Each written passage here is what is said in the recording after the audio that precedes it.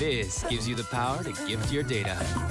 Seen a 4K out of Shux, and his A's got taken away. Now, if he does get to that level, his A's can't be taken away, but it's all in his hands. 1v5 in order to win out 2-0 against Ecstatic, who we're hyping up quite a bit for this map. We're rather hyping down X-Finest for this particular map, and they have proved us entirely wrong. At least gets that first 1v1 under the belt, but in terms of HP, far and beyond subpar. With 48 left over, he needs to get some cleaner battles and going down the ladder. Yeah, that's just the end of his life. And Ecstatic, they're inching closer to double digits. And X-Finest, even though, yes, for that one particular round, it doesn't matter that you killed your own teammate, it might just have that ripple effect of elevating Ecstatic, thinking, oh, they're idiots. They just knifed each other. We're not going to lose against people who knifed each other at the end of the round. I think it's for the more economy side of it. Oh, yeah. However, I think, look at this. This scoreline doesn't depict how one-sided this game is. And I think Shocks maybe has just gone, I've had enough of this. Good pick from Hades, though. Salazar at least returns. Cabby, he's been playing in the exact same position. He's just time again. And it's been Plessin every round. Yeah. Plessin has literally just killed him like 4 rounds in a row. Or at least eked him out and spotted him and forced him back. So that altercation for Ecstatic just isn't it. And they haven't boosted over once. They haven't really tried anything different. That really speaks confident to me. But, oh no, they're getting back creeps. And Max keeps a lookout. He does, but it's Shucks to cut him down anyway. And now the position from Salazar is not as solidified. His back is exposed. And Queenix at least gets a frag. Salazar, as soon as there was one that offered himself up, Lesson ducks underneath, but Salazar responds appropriately, and it's still 2-on-2. Okay, because Queenix is not far away, but he's being held for now. Twist. Oh, that's huge. Okay, I was going to say, what's the timing going to be like on that peak? Is Queenix going to be able to divert himself away? Because you see that Snacks is actually on that B bomb site, but he's so cautious of there being a player pushing B because like Snacks is like, oh, look, I'm on the B bomb site, but there's no one here. Yep, that's Snacks to end it off. The big Polish man himself, the legend of Counter-Strike, will secure X-Finest the first series win of first taking in the CCT Northern Europe Series 2 in the main Swiss stage. Ecstatic, a very lackluster performance, I think it's fair to say, over the course of the series. And they weren't really given any troubles to X-Finest in terms of strategy, which is exactly what we were talking about with X-Finest not necessarily having this map too intricately in their arsenal. Dust 2, sure, fair enough, but it was 2 very similar scorelines, and you wouldn't even think that X-Finest just have an incredibly strong Dust 2. It's just a weak day out of Ecstatic, but that was only really evident on Vertigo. Over on Dust 2, they were able to contend, even though it's a 16-7 loss. When they were on their own CT side, it was all right. But overall, I mean, it's not going to have huge repercussions. It's the very first round of Swiss, and you were not the favorite from the get-go. So at least you're able to accept this loss, but it does feel painful. Yeah, I mean, like, it's quite hard when you're Ecstatic because you have in both maps one person pop off pretty much. You have, I think in map 1, you definitely had Hades, who was 24-8, and then in map 2, you have Shocks, who goes, I think, 28-12 in the end. Or it's like, so realistically, what can you really do about that? And then you also have the depth of a player like Snacks, who can just run up and kill people like we saw in some of those rounds. But we do still have a lot of Counter-Strike in play for today. We're rounding out the main Swiss. Firstly, with 9, another Polish squad that we see a lot of Polish players here. But 9 versus 777, the Norwegian team, and then right after that, the British team will end it off against another Polish team, Into the Breach versus Luminar, and that will be the end of the main Swiss stage, and we will go into then the 1-0 and 0-1 brackets. And this is a very interesting and contestable main Swiss, and I'm really excited to see what the outcome is. And thus far, mate, every single best of 3 had the potential to go the entire stretch, and the odds have been relatively close, but it's really about showing up on the day. But you get 3 chances. So this Swiss stage overall has been so incredibly fun to watch and to follow as well. But it's in the end, they're all doing it for points, right? And in the Swiss stage, you're not really gathering that too much, or at least not noteworthy. Where it's really going to start being into play is that top 3. And this is only the second North Europe circuit. There's 4 in total. And currently, neither of these 2 teams were in the top 10 in terms of points. So this is a good step forward to try and get there. You need top 3 if you want to reach the studio finals. But there's still so much more to be played. And the next up match, I mean, give your thoughts real quick. 9 versus 777, what do you reckon?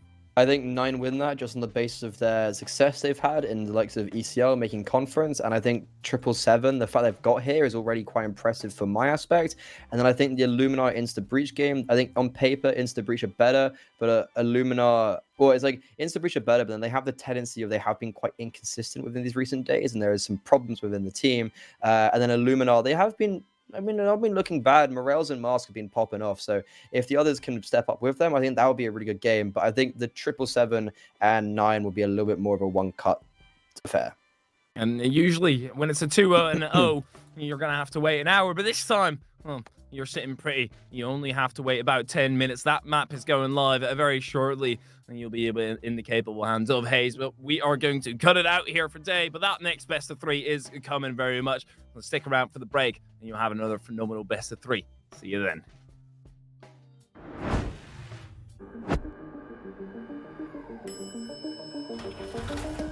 Finally, I found what I was looking for.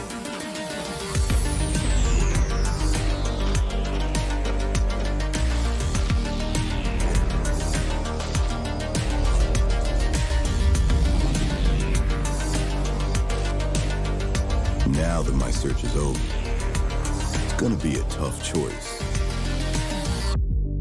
But fortunately, no need to choose when you can just have them all. Buy and sell skins on bitskins.com. Your one-stop shop for all CSGO skins. Win up to $1 million with your CSGO esports predictions.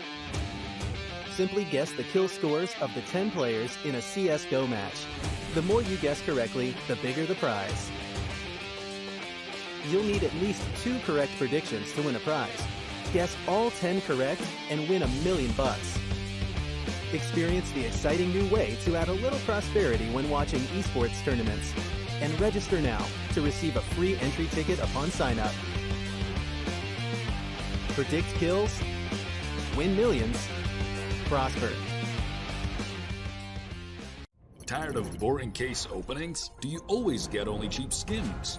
The Hellcase website has tons of options to upgrade your inventory. It's up to you to participate in giveaways, events, or compete with other players in opening cases. Hellcase, your world of expensive skins.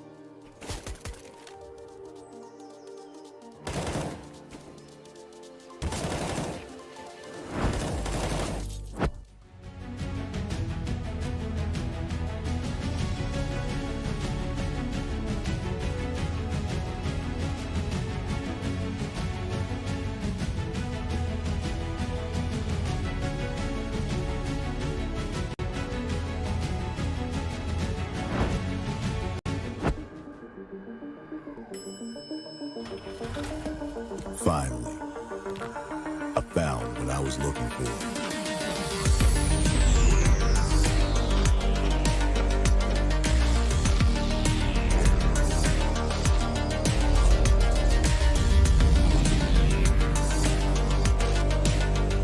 Now that my search is over, it's gonna be a tough choice. But fortunately, no need to choose when you can just have them all. Buy and sell skins on bitskins.com. Your one-stop shop for all CSGO skins. Win up to $1 million with your CSGO esports predictions. Simply guess the kill scores of the 10 players in a CSGO match. The more you guess correctly, the bigger the prize. You'll need at least 2 correct predictions to win a prize. Guess all 10 correct and win $1 million. Experience the exciting new way to add a little prosperity when watching esports tournaments. And register now to receive a free entry ticket upon sign-up. Predict kills, win millions, prosper.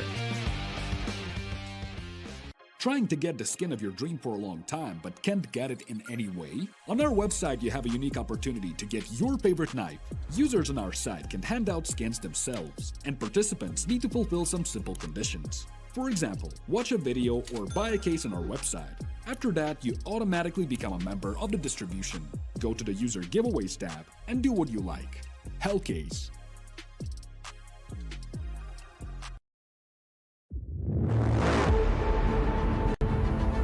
The hunger for glory feeds the desire, the courage to look for a challenge, to feed your ambitions.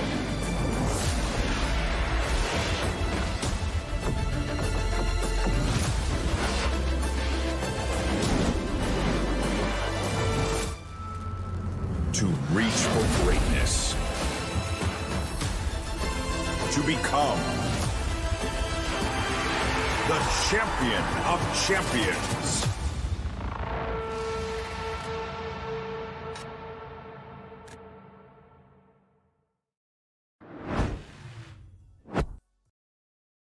If somehow G2 could pick this up, then they would be able to get right back into this first half. Unfortunately, Tess on a mission. Hunter's still just the leading players of the match.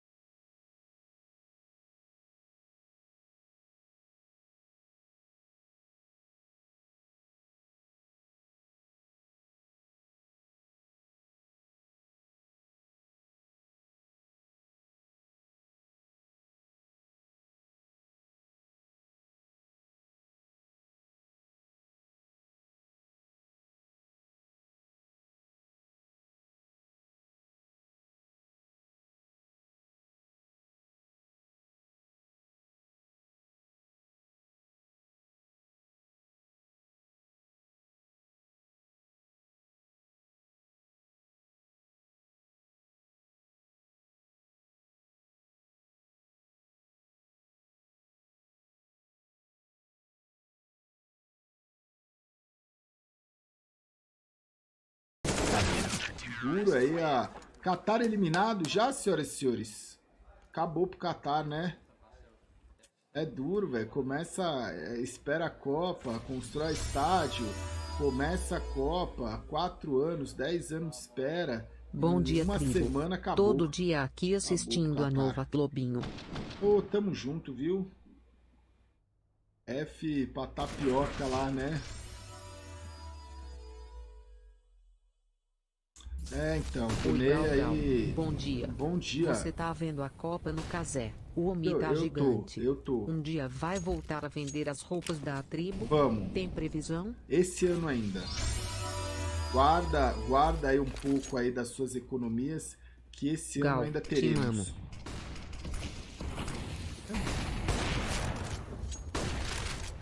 Te amo. 10-3. Vai rolando teses. Já leva o Hux, Stavin.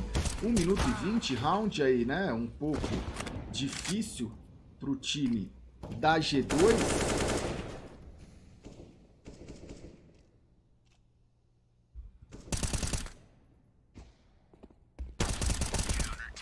Aí, meu amigo. Aqui foi, hein? Aqui foi, velho.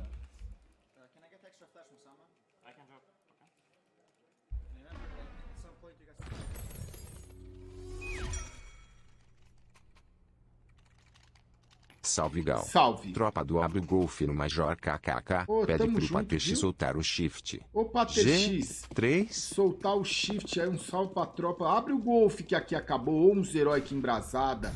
3 G2. Time da G2 aí, velho. Não. O time da Heroic, ele veio com uma outra postura também, né?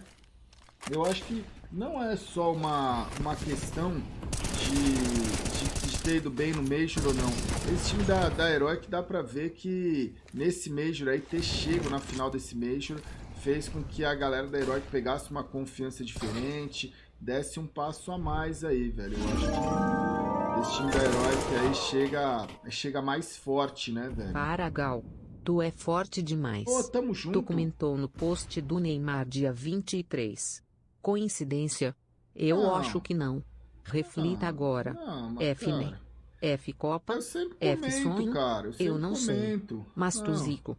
Não, é duro, velho. Eu comentei no post do Pombo também, ele guardou 2, e aí? Fala, Gal, e aí? tamo junto. E aí? 6 meses. E aí? Monesi Porra, bem fraco. É Seria aquilo. outra farsa russa. Não, pra colocar a lesão do Ney na minha conta, tem que colocar os 2 gols do Pombo na minha conta também, e aí?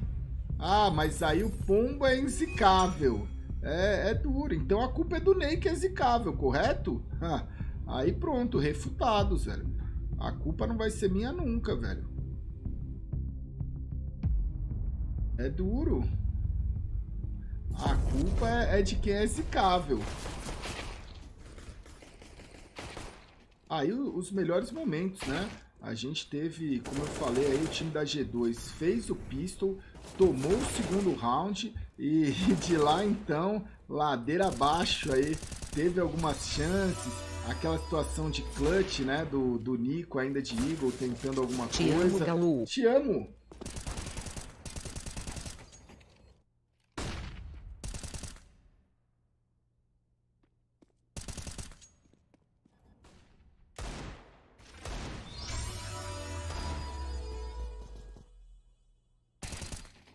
Salve, Gal. Salve! Vim pelo desbanda G2. Não, então, tem uma galera aí, quem tá vindo pelo desbande aí da G2? Tem esse bonde aí tá ganhando número, viu, velho? Um salve aí pra quem veio pro desbande aí da G2 aí, que cresce a cada dia, né? –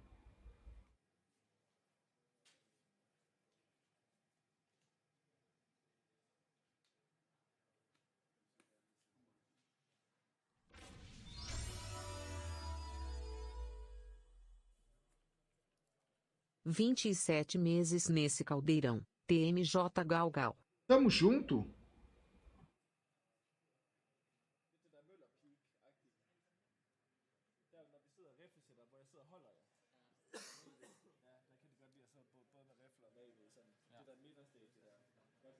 O pessoal vai conversando. primeiro tempo aí, né, amigável, um primeiro tempo bom do time da Heroic, tá todo mundo aí num clima bom, sem a risadinha, né, a risadinha não tá rolando, mas estão aí, né. Meses. Muito obrigado, viu? Tamo junto aí, ó, o Rei demais, tamo junto. Dos 28 meses, o Gaesk 27 meses, Baraco 420, aí tamo junto, muito obrigado aí pelos 13 meses. Salve Gal, salve. Manda um salve pro Chicó, pro Baraco e pro Lucibrando da Aptec. Salve Chicó, Lucibrando e para o pessoal aí da Aptec, aí tamo junto. E tem o Danilo Gal, também, Gal, sem né, meu velho? menino nem não consigo. Como É ficarei duro, sem velho. ele às oitavas? Cara, o Brasil vai sobreviver, velho. Deixa o menino Ney descansar para as oitavas. Vai sobreviver, velho. Obrigado por fazer meus dias tão felizes, Gal Gal. Tamo Te junto. admiro muito, e a tribo aqui em casa virou religião menor que tamo 3G. junto, que é isso, tamo 3. junto, viu? O X? Gabriel, tamo junto, muito obrigado aí. Um salve para toda a família. 12 Heroic agora de TR. Galzinho, te mandei 3. outra MSGS 2D. Beleza. Vai rolando a trotação. 4 X3, já fica um 3x3. A C4 vai ser implantado. Bom bebê é do time da Heroic. Salve Gal, não salve. dá moral pra esses caras que falam que você é feio. Você só é feio de longe. E de perto parece que tá de longe. Seu cu. G3XXXXXXXX.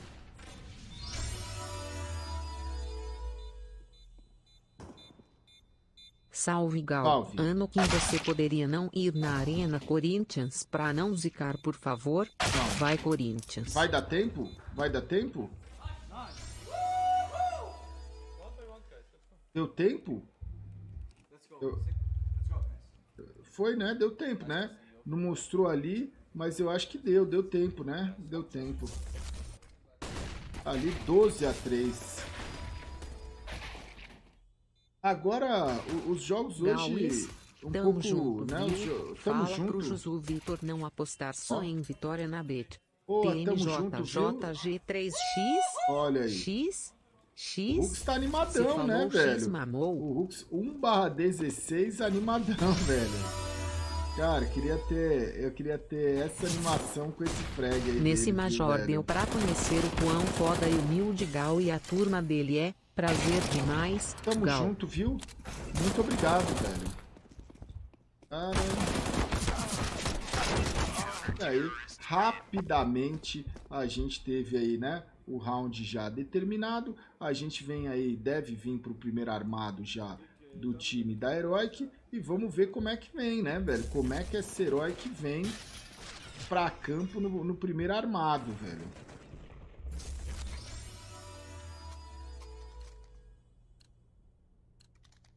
O jogo do motorsport consiste em vencer a batalha econômica para poder construir peças sem parar. Aí você me vem com aquela decisão questionável de passar um ano sem fazer peças.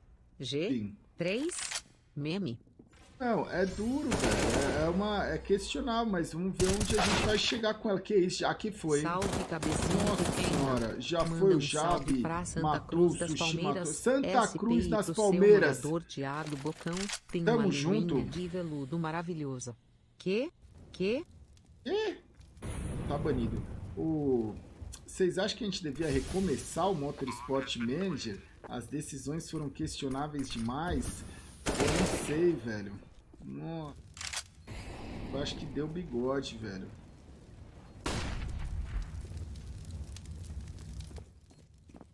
Vendeu, sustenta.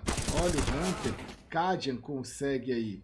Aqui, mano, o que mais tá duro, velho, que eu vou falar, o que mais tá duro é o negócio da qualificatória, velho.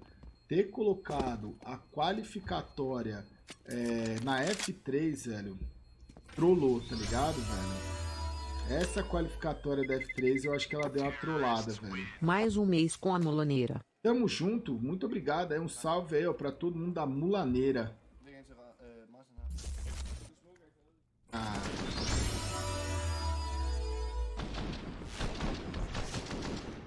Salve Galgal. Salve. Empresta cenzão? Ué, como faz? O rolê que mais tá do Motorsport é o rolê de como se virar com essa qualificatória, velho. Essa qualificatória trollou, velho. E vai a F3 vai demorar pra caramba agora. Salve Gal. Salve. O Nico já tiltou? G3? X? X? JKS. Não, eu não vou resetar, porque aí vai ter o cara que vai ficar sem meu reset, eu não consigo. Sem meu reset, eu não consigo.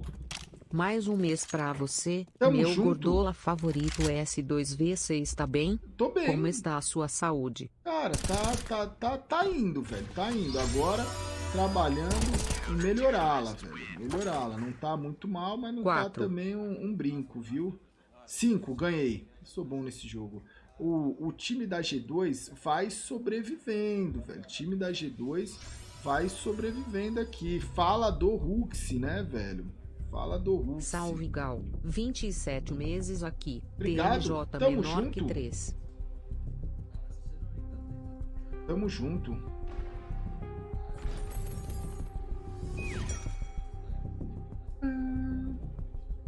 Gal, por favor, comente sobre o estádio Alto Mama para os mais íntimos. Tumama. Não é FIC, Tumama. é o nome do estádio. Tumama. Achei que fosse para a Copa e que fosse para o Tumama ver as partidas. Não, Tumama. Te amo. Tumama. Tumama. Alô. Alô? Um salve, salve. Cara, vocês acham? Dá pra G2 voltar aqui ainda? Ainda dá? Salve Gal. Salve. Pergunta: fazer aquele carinho no brother em troca de Prime Extra, hein? Te amo demais. Não, aí eu deixo pro chat, né? Aí eu deixo pro chat aí responder. Eu não sei.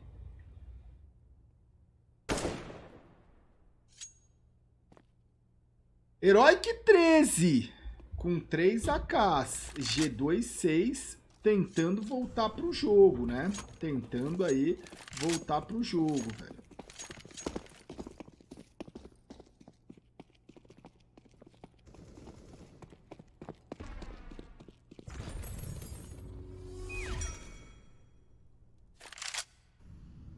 Você tem que contratar 3 pilotos pagantes. Eles não precisam necessariamente serem muito bons.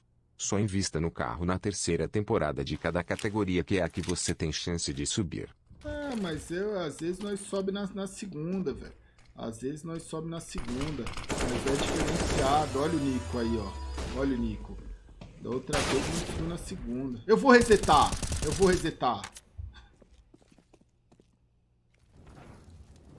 Monesil é 3x4. Esse mapa aqui é pique da G2. Bomba plantada. O bombear é da Heroic. Tem tempo, né? Agora, pra se acalmar, posicionar, ficar de olho aí o time da Heroic e vir pra esse 3x4 aí que é perigoso aí pra nessa G2, patifaria, salve. Salve! Luiz. Olha aí, já virou 3x3, já virou bagunça. O Staven foi confiante demais, hein? Você não zica nunca, Gal. Você só traz amor.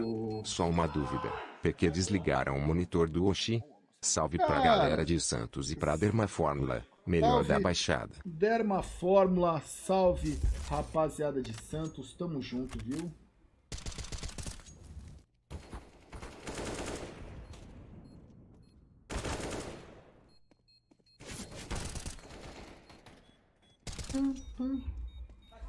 Nice!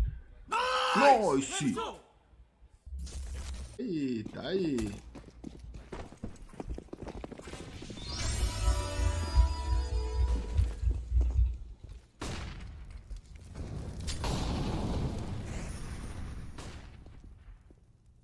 O Rux, cara, o Rux vem, né? 2 garotinho, né? 2 garotinho, velho. 13-7. A G2 Ficam falando vai mal tentando. do Oxi. Espera então. ela começar a usar o mouse. Então, velho. O pessoal não dá tempo pro cara, velho. É brincar. Isso aí é inveja, tá ligado, velho? Isso aí é inveja. Salve, Gal. Salve. Fui no Major Rio e foi uma experiência inesquecível. Consegui conhecer as lendas do CS e participar de uma torcida incrível. Obrigado por tudo. Já tô com saudades do Major. Tamo junto, viu? Muito obrigado.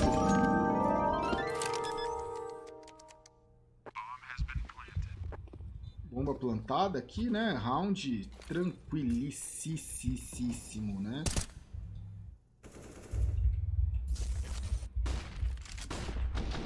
É aquele entradinha. Cara, o time da Heroic, eles estão com umas táticas legal, não estão, velho? Um ritmo de jogo interessante, velho. Eu tô gostando, velho.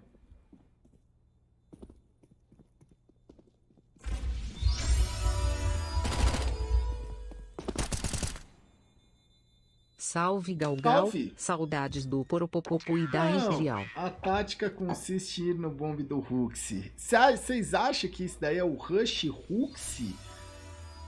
Vocês acham, velho? Salve, Gal. Salve. 19 meses aqui. Tamo Você junto. nunca responde meus Eu resumos, tô canalha. respondendo Te agora, amo, Gal. cara. Tamo junto, viu? Muito obrigado, velho. Tamo junto.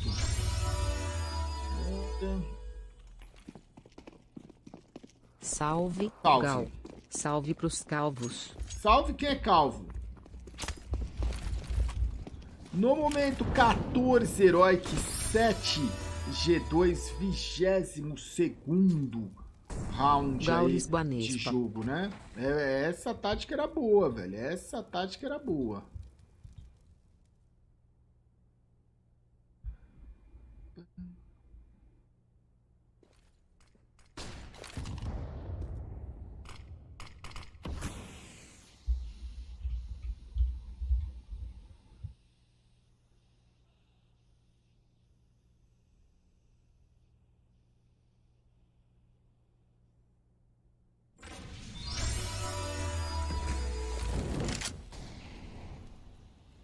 Salve, Gal. Salve. Estou com medo da Avenida Daniel Alves. Não, velho. Cara, não precisa...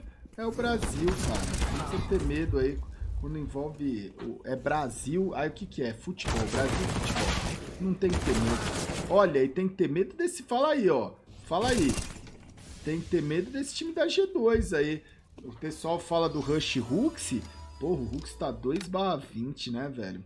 Eu falo, cara. Salve, Deixa... Senegales, o... 84 meses. Tamo junto. Obrigado por tudo no Major menor que 3 número BT vai me mamar. Vocês acham que eu pego no pé do Kerrigan? Vocês acham que eu pego no pé das pessoas? Mano, eu acho mais é que o time da G2 tem que manter o Huxi, tá ligado, velho? 15-7. Pô, é o que é, velho. É o que é. Não, pô, Gal, mas ele entende muito de estratégia. Ele comanda o time muito bem. Porra, vai virar técnico, caralho.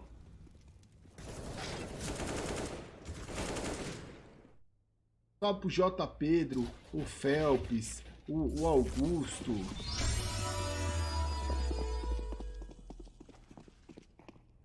Gal? Oi. Gagal?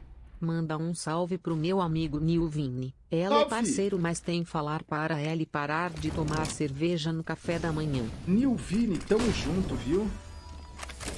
Salve. Gal, você está tendo hábitos melhores? Eu tô. Correndo numa esteirinha? Não, Não pô, adianta com esse só mudar a peso... alimentação. Bora correr no parque. Não, aí a dica. A sua dica é a pessoa correr com 190 quilos. Porra, cara. Salve, Gal. Vai Queria morrer, parabenizar vai se pela quebrar, organização vai do lesionar, Major. vai Um palco pra infartar. aguentar você e o BT Olha lá. em cima é coisa de primeiro mundo. É coisa Toda uma fina. estrutura. É coisa fina. 15-7. O time da G2 chegou, hein? O time da G2 chegou. Olha aí. O time da G2 chegou. Não, 190 eu tô arredondando, pô. Não é 190, né? Mas, quando a pessoa está um pouco bastante acima do peso, Gal, não é ideal acho correr um não, absurdo cara. Uma você comparar o bicicletinha... Oshi com o Carrigan. Falta de respeito com o Carrigan. O Oshi é pior que o Liminha. Cara, será mesmo que, tipo assim, é uma falta de respeito comparar o Hooks com o Kerrigan, velho? Será mesmo, velho?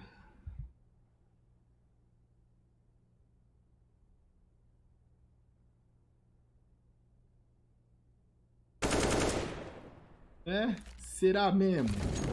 É duro, velho, é duro. Fica aí a dúvida, né?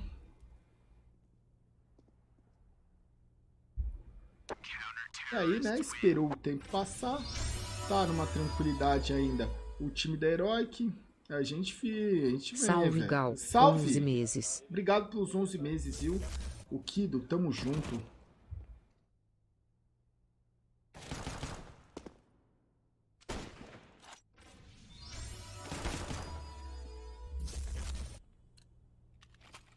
O Carrigan tem Major, o máximo que o Oshi tem é um Elisa Invitational e olhe lá. Não, mas aí a gente tá... Uma coisa é uma coisa, outra coisa é outra coisa, né? Salve, Gal. Salve. Eu estava no Major. Obrigado por lembrar de nós excluídos do Anel Superior. Tamo junto, viu? Sempre, velho. Pessoal aí do Anel Superior aí, sempre, né? Tamo junto, velho. Gal, pensei que não iria haver um jogador pior que o Taco, mas esse Oshi provou-me que estava olha lá, errado. do nada, PMS cara. junto. Olha lá, do nada, cara.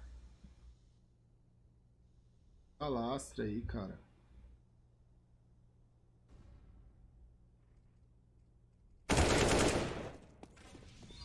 Vai rolando a primeira kill. Agora, aqui foi, hein? Aqui foi. 15-8. São ainda 7 map points pro time da Heroic. Situação dura pro time da G2 nesse primeiro mapa, que é, né, velho? O pique da G2 vai, tá complicado. No momento tá complicado, velho. Esse pique aqui é G2. Watts 2, tá tudo na mão dele. Uxi versus Kadian Jab. Oshi é uma espécie de BT europeu? Não, aí, isso é uma sacanagem com o BT, comparar o BT com o Uxi. 16-8, aqui foi.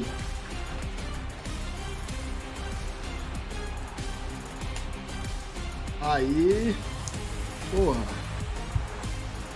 Aí vocês passaram do limite.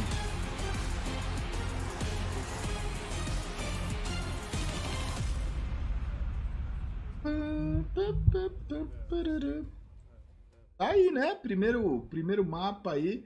Tá um climão, velho. Tá um climão aí nessa G2, né, velho? Duríssimo clima aí na G2.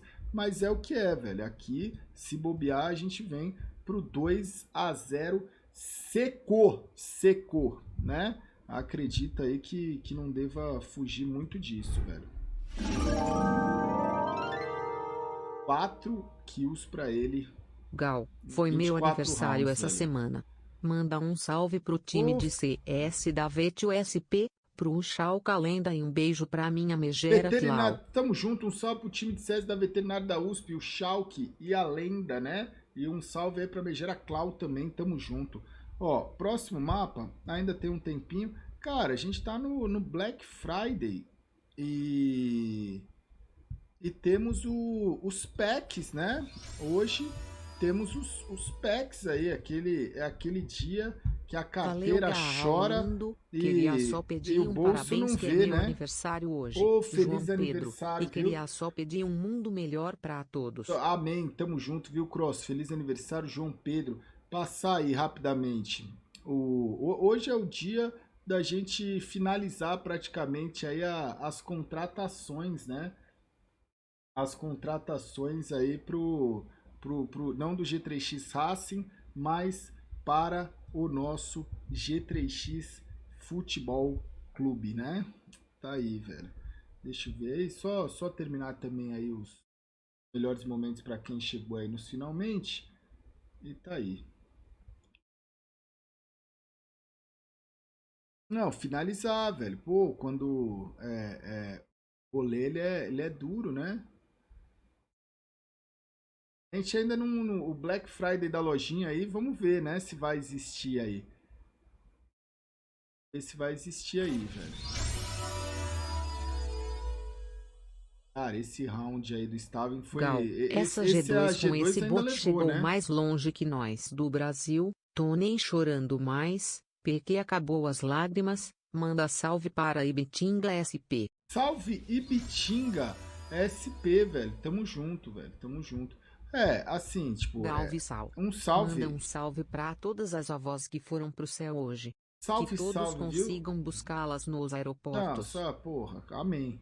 O time do Fluxo podia um pouco mais, né, velho? Mas esse time da G2 tem uma experiência aí, né? Maior que o time do Fluxo também, né?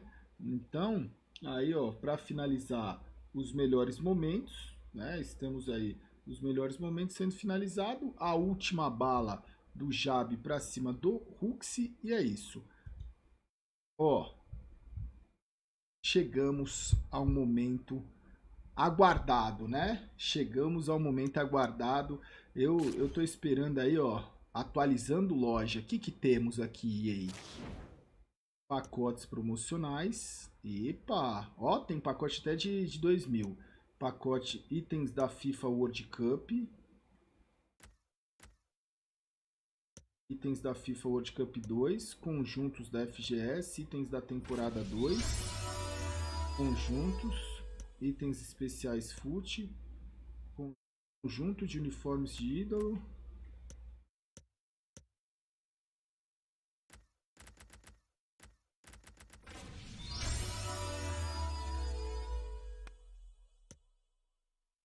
Galguin, você acorda com dores de cabeça? Não. Provavelmente você está com disfunção temporomandibular, precisa procurar um cirurgião dentista para resolver esse seu problema.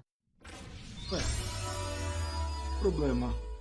Que 85 mil packs desse? Temamo. Nossa, OPS, vamos abrir na amo. calminha, Mas né? se quiser, me liga. 85 Beijos S2, S2, mil packs S2. desse disponível, velho. Ah, cadê a câmera? Cadê a câmera? Gal. Jogo CS há anos e sou péssimo. O que faço? Pareço você no FIFA. F.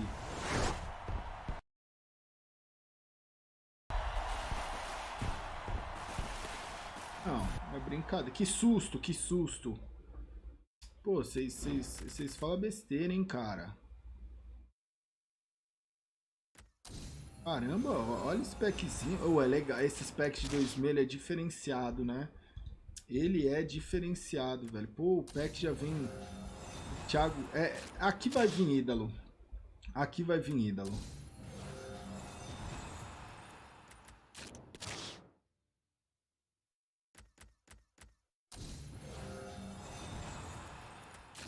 Aqui vai vir. Uma boa tarde, viu? A Herói que ganhou o primeiro mapa. Eu quase ver a zaga do Brasil, né?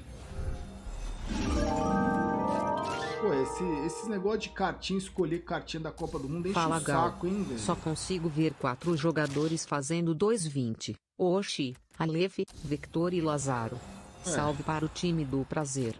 Salve menor pro time que 3. Do prazer aí. Eu já vou botar pra vender, velho. 12 meses cabeça de nós todos. Tamo junto. Thiago Silva já vai quase 12.500. Militão, deixa eu ver. Militão. Salve, Gal. Salve. Rafa Brum aqui. Manda salve pra Megera Ana Paula. Salve Megera Ana Paula. Tamo junto, viu? Um salve pra Megera Ana Paula. Muito obrigado aí por 21 meses de sub, velho.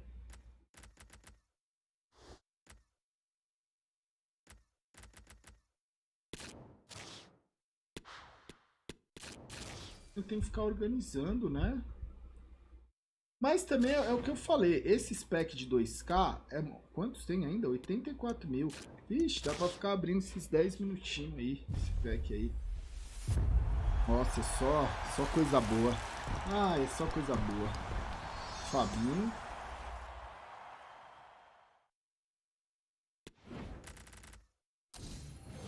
Então, o que é duro é ficar... A gente já tem todos, velho. Só vem carta ruim da Copa do Mundo. Só vem figurinha repetida.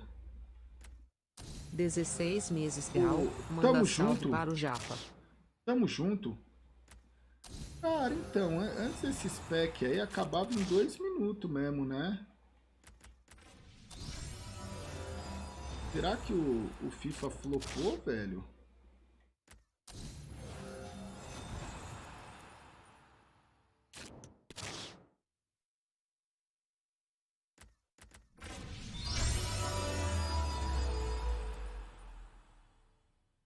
Flopou mesmo, assim, pá, acabou.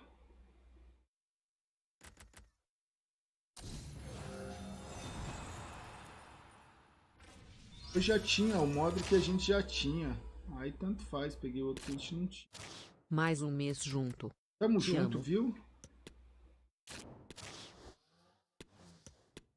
Dá pra vender.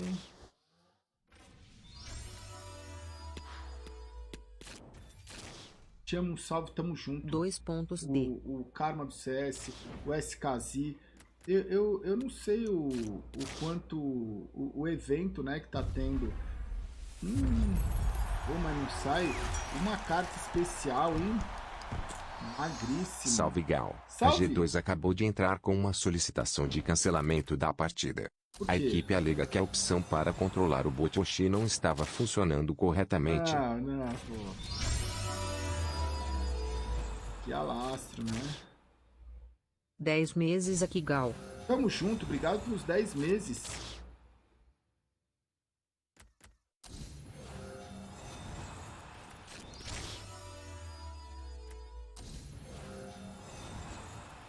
$39 meses já, Obrigado Gal. pelos 39 Grande meses. abraço. Tamo junto, estou sim, tamo junto, viu? Ah, o que é duro é isso que eu tô falando, né?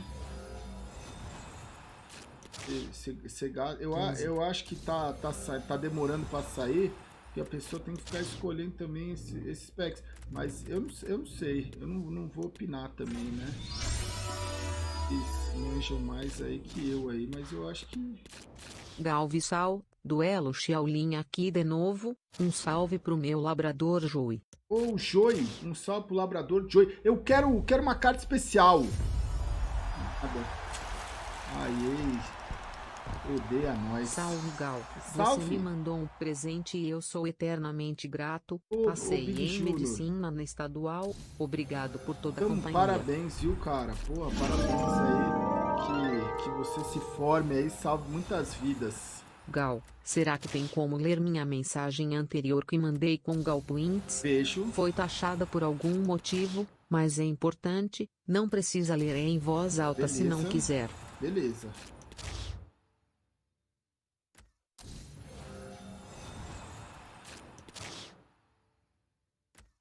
O Canã. O segundo mapa é daqui a pouquinho, tá? O segundo mapa aqui, ó. A gente tem ainda 3 minutinhos pro segundo mapa. Então, no aguardo. Vai dar, pensei que daria pra abrir mais packs, né? Aqui, esse processo de ter que ficar escolhendo aí, deixa lento aqui o processo de abrir pack. Queria que tivesse um pack já de 10 mil, velho. Um pack de 10 mil, pronto. Já, pô, me pega os FIFA Point e me dá todas as cartas. Tamo junto, viu, Cat Gal, Brida? eu te amo. Muitas Um melhoras, ano hoje velho. Mulinha vai chamar Neném e no mata-mata ele vai destruir Melhore a Copa. mais e mais, velho. Não, tamo junto, velho. Gosto da sua live, mas já não aguento mais CS. 15 É que meses, acabou Gal, de ter o Major, né, Salve do velho? cara com o cartaz dos pizza maior que a nave no Ô, final tamo do junto, Legends viu? Stage. Olha aí, tamo junto. Os pizzas aí, cara. Máximo respeito, viu? E falou certo, né?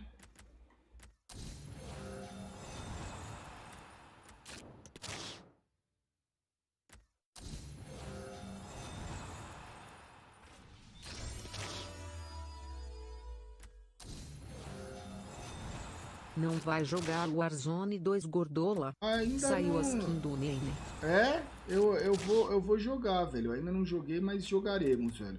É muita coisa, é muita coisa. Vocês querem que eu refaça o G3X Racing? Aí tem lá o rolê do Don't Starve Together. Aí agora é o rolê do Warzone.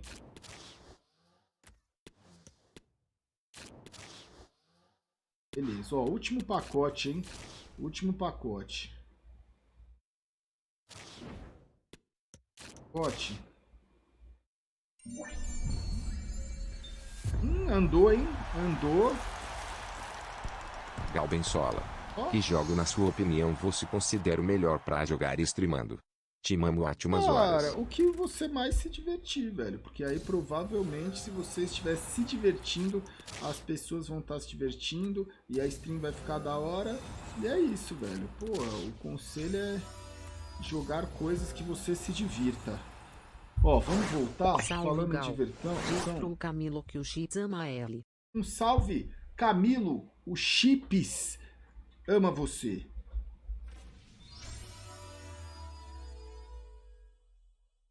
Vambora, hein? Fala, Gal. Vai jogar Diablo 4 quando sair? Pô, cara, eu tô ansioso aí por esse Diablo 4 aí, velho. Vambora, tá rolando já. O toca aí, toca aqui. Toca aí, ó. Tá rolando Let's Go, Salve, toca Gal. aí, Que vambora. evento legal foi o Major, hein? Porra, Eu demais, estava velho. na expectativa de conseguir a assinatura de todo mundo pra Conseguiu? enquadrar minha bandeira. Consegui só 2, 3. Mas É. fiquei tranquilo, pois pelo evento oferecido pelos brasileiros certamente vai acontecer outros e vou conseguir completar a bandeira. Vai colecionando, velho. Vai aos poucos aí que essa bandeira vai ser completada, velho. Né?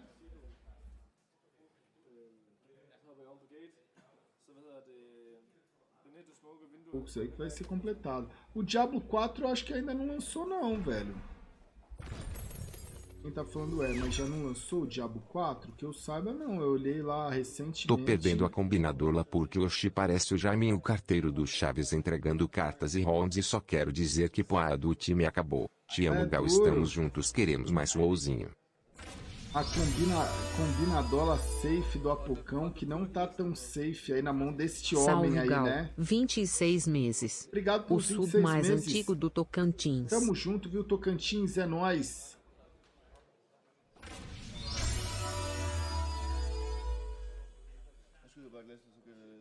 Salve, Gal. Salve. 8 meses de sub, mas já acompanho faz tempo. Tamo Tem um junto. recado muito importante. Certo. Pro G ponto É o de pombo, interrogação, né? 3 ponto de Cara, interrogação agora ainda vai X. ser uma nuke, hein, X. velho? Qual a chance Se falou o dessa X, G2 agora, o hein, Hexa velho? vem. Ó, X! Qual a chance dessa G2 aqui nessa nuke? Segundo mapa, a chance da G2 na nuke é que tá de CT, né? Mas vamos ver aí como é que vem. G2 Heroic aí, G2 Heroic G2, quartas de final, primeiro jogo. Abraço, meu querido. Tamo que Deus junto. te abençoe sempre. Muito obrigado. Primeiro jogo aí das quartas de final. Hoje a gente ainda tem nave e NiP e nave, né? Hoje aí... Gal, NiP. Gal. G3X se falou X, o Hexa vem, te amo. Te amo, viu? Espero que X.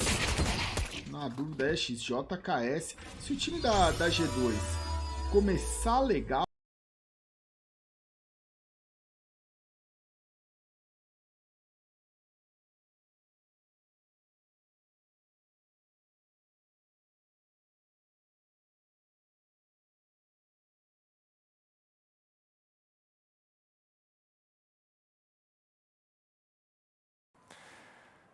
All right. Yabby spots the elbow of Monacy, so he's got the information on at least one player.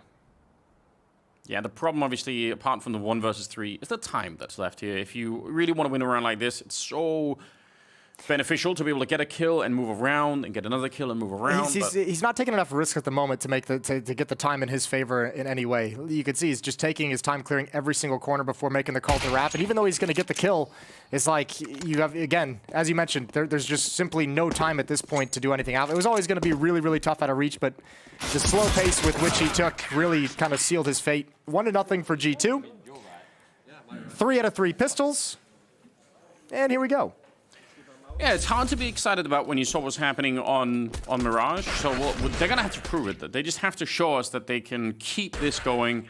It is a good start, but it has to remain that way for a good while here. Because, again, Heroic are really a powerful team on Nuke. So you don't really want to do anything to give them too much of a benefit early on.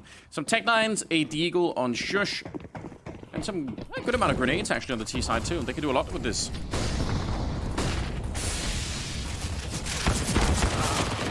All right. Found. Nice kill on top of the hut. Mondesi's going to shift over as JKS is dropped down to the lower bomb site. 4 players from Heroic streaming towards the control doors. JKS is out in the open. Yeah, you have to be careful right here. Smoke goes up. He actually swings into it. He's in a lot of danger inside of the smoke even. They're going to be planting the bomb. He tries to find it through, but somehow Cadian still lives. I have no idea how that works. They're going to get the round anyway, only losing JKS. That's pretty respectable. Heroic obviously investing a lot into this round, and they did get the bomb plant, but still. Yeah, helps a little bit. Would have liked more than just the 1 kill, but moving forward won't be the biggest issue. 2-0 for G2. Nico smiling as he's shaking off that map 1 atrocity. Him and Mondesi both played very well individually, just not enough of a not enough of a whole team cohesion and team effort and team big picture didn't really work out in any way in Mirage. No, it didn't, unfortunately. We're gonna have to. All right, they invest a little bit once again. Some armor even on 2 of the players. So trying to press the economy as much as they can. If they get another bomb plant in here and do some more damage, maybe it'll be worth it. This time, instead of going down below, looks like they want to try and put some pressure maybe on that hut. I mean, if you can get the first kill coming out of the hut, it does change how this works. But if you get shut down, then there's no follow-up. Wuxi taking a little bit of time. That's a good shot eventually. And the rest of the team is there. So they managed to crunch that attack very, very quickly. Tess is the last one left. Not a single casualty on the G2 side. And this is starting to become a very good start. It's 3-0, and obviously, but the money is really what we're looking at. That's what they should be celebrating. Yeah, that plan of applying pressure to the economy aspect of the game for Heroic falls flat there in round 3. So you're exactly right. Healthy amount of money built up on G2 behind this buy. But the AKs are out for Heroic. Into the first gun round we go, round number 4.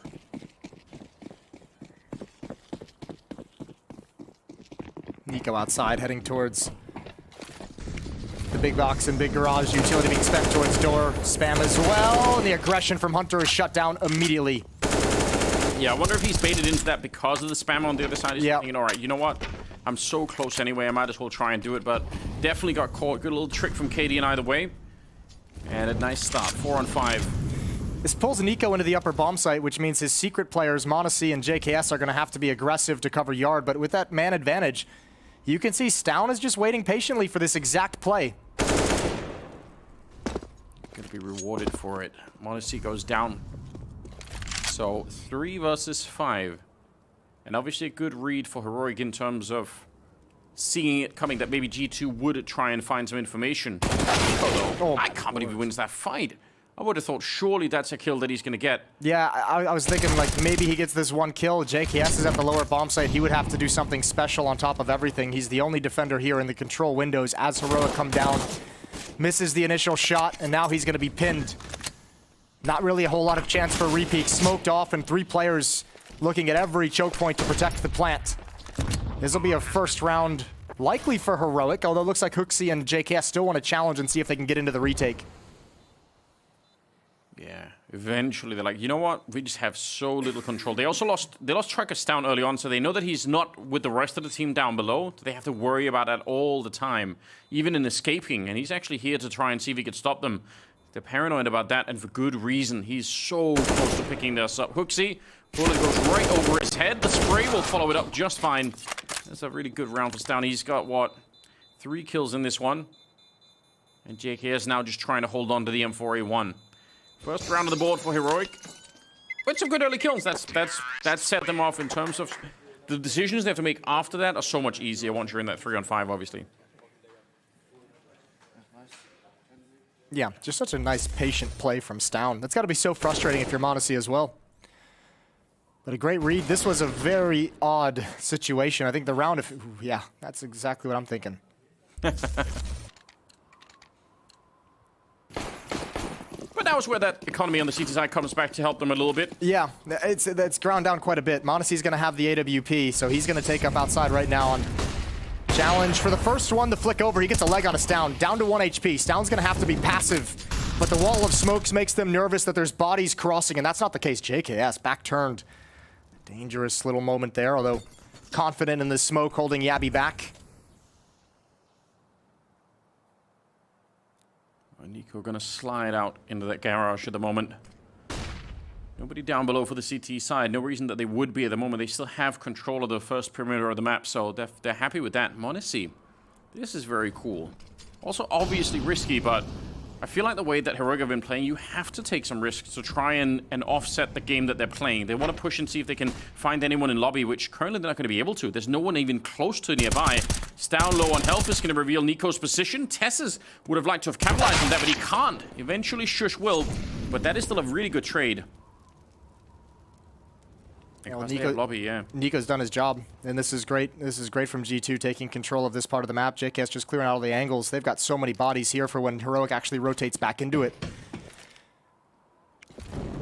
JKS tucking himself into a corner. Doesn't have to worry about that. He's got 2 teammates in the upper bomb site. It's Monacy who's going to be able to turn and help out. First shot, but he's overexposed. They clear JKS. That's unbelievable.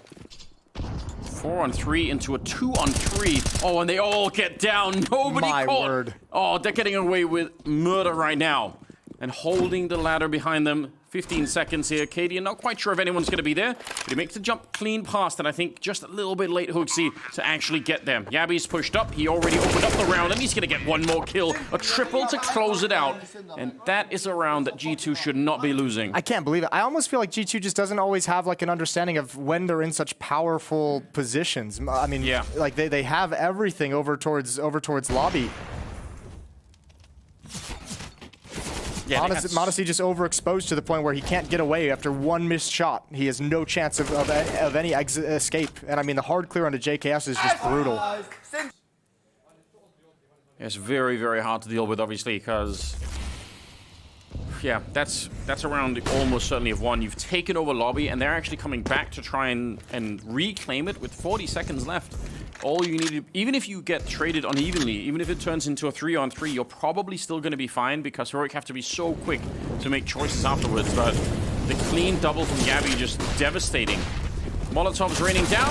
Just trying to open with the back 10, and he's going to get confirmation that absolutely everybody is on that bomb side. They know.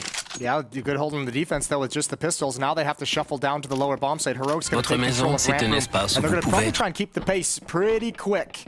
No weapons have really been recovered. A Mac 10 on Hunter, but low HP. Same with JKS. Dink is in, but not the kill. And Nico's got to be patient. I'll try and smoke him off. Make sure that he can't fire that needle easily. Hunter. That's a lot of damage at the range with the Mac 10. Tessus is out of it. Cadian, the only one with any real health left here, so maybe they found a way to make this work, G2. That'd be pretty impressive. Good little catch there. 45 seconds. And it is still a 2-on-2. Nico and Monacy on the other side. There's an easy shot. Stown already low, and now it's all on Cadian. Oh, he tried to close the door on him, but Nico says no, and that's a nice win. That's a great deagle shot from Nico. Absolutely wonderful. Monacy was even rotating around to double up with him. Changes positioning to confuse the opponent in the 2-on-1, and Nico just doesn't even let it get any further. Good job from G2. This is a great recovery. The mini distraction from the Mac 10 does its job, allows a window of opportunity for this kill as Tessus is focused up towards ramp room, and that's the closer. That is so close, but well done. You need to see G2 with these kind of close victories really power up as a team and just start to control this game a lot more, which we never really saw on Mirage at all. Oh, look at this. Smoke wall is set up, but they're going to challenge towards me. Oh, I think he spotted a leg. He's calling it out to Hunter. Watch it. Someone's in mini. Someone's in mini. Calling out to Hooksy as well, who gets the first kill. But they don't commit. They realize once they were spotted from the rafters, it's really not worth it. Shush going to be really aggressive. That's a lot of noise being made. JKS, probably a bit of an awkward position if they actually do peek him enough to clear that it's hard. They will try, but they'll fail as well. Good double. That's a tough angle to clear if you're Heroic. Nice recovery from G2 in these past 2 rounds. Good rotation as well. Monacy, when he hears the windows being broken, he realizes it's too dangerous for him to take the heaven angle. It's JKS who picks that up. And Stown just hunting down the 1 kill, the 1 player he might know where he's at. It's Nico. And he can't win the fight. 5-2. 1 HP left on Nico. Can't believe that he actually lived through that, but I guess that's the Galil instead of the AK right there. Probably would have got the kill, but regardless, it is a nice turnaround. They've managed to live through some of the early adversity here. They've managed to actually turn this around in their favor. 5-2. They get away with a little bit of money as well. Talk about slim margins, though. I mean, that one piece of information of just a little bit of like the back of the calf showing for Monacy up at Heaven, turning in towards Mini. I mean, we didn't obviously see Hooksy's POV. Don't know if he was even really prepared for any kind of a Mini play. It looked like it. But that little piece of information is what really seals it. Yeah, first time we've really seen any sign that Heroic are getting slowed a little bit down, and that just needs to keep up. They need to keep it this way. Tess is at 0 kills early on, so something to think about too. Not that I expect it to stay that way. 5-2 scoreline. Nico is playing well. Monacy is playing well, so they have those 2 pillars still in play. They were on Mirage too. If you're a G2 fan out there, you're just crossing your fingers and hoping that this is going to be the turnaround moment to try and get this to a 3rd map on Vertigo. You'd love to try and see that. And you're hoping that like streaks like this, like flashes of good play from G2 can actually continue for a long period of this half on defense. It has to. It simply has to. Got actually some respectable amount of money in the bank right now. They can keep buying in if Heroic throw a little bit of a freaky round in there. Oh, Monacy, this is big. Sliding out into the open. Better hit this shot, and he's got the first. They can't get the rebuttal. Hunter also peeks with an AK-47. Utility being thrown. The defense shifting, but they look comfortable. The only issue is you could see nervousness towards Mini, as Nico has an angle outside, but not to protect that kind of a play. JKS called upon again, and again he delivers with a single kill. That's the bomb down. Everything starting to fall apart at Squeaky Door. Yeah, they have actually somehow brought it back into a 2-on-2. Now Nico is sneaking in. He's got the angle. He knows that someone's there, but somehow... sees the barrel. Yeah, he does. But Yabby's just out of the range. The smoke goes up, and he's 1 bullet away, but he can't find it. Yabby's left alive. That's so close. He almost painted an outline around him. Now jumping down, and there's finally Yabby finding in the end. Tessa's going to be walking through that smoke. Super dangerous, but a good read. Nico. Oh, did no. he ever guess this? He's coming back for it a little bit. Tessus might not realize he's about to get shot in the back. There's the look. He sees it, and he still can't get the shot. Yeah, a little bit of frustration. That's close. Really close, but good pickup for G2 nonetheless. Really, really cool individual decisions made by both Nico and Tessus. Obviously, Tessus pushing the smoke, maybe confusing, obscuring his positioning. Nico as well, making plenty of noise, rotating back around to Heaven, throwing the smoke as if he wants to retake from that angle. And obviously still being focused on the fact that Tessus can very much move around the map. I mean, that's a close recovery. The fact that it even gets that close, the fact that Heroic's able to break that open, that's what makes the G2 fans nervous, as you just kind of alluded to, is where it seems like they have the great positioning and it still kind of falls apart. Nico's there to keep him afloat. Tess is dropping on a mini roof, and Nico's got that as well. All through the smoke, narrowly missing Stown. This is how it should be. It should be the case that if you're playing any map where you're out in the open against a player like Nico, you should be afraid for your life every single second, because mechanically, this is what he could do. And I feel like up until this point, Heroic haven't had to feel any of that fear. But you see it now, 12-3 on Nico. This should put some real respect in it for Heroic. They should be starting to feel like, man, we really can't just be running out here. He is going to blow us up if we try it. Monacy's been really fortunate that he's been given just little slivers of information before the committed peek comes in. Nice double from JKS anchoring down ramp room. A 5-round lead.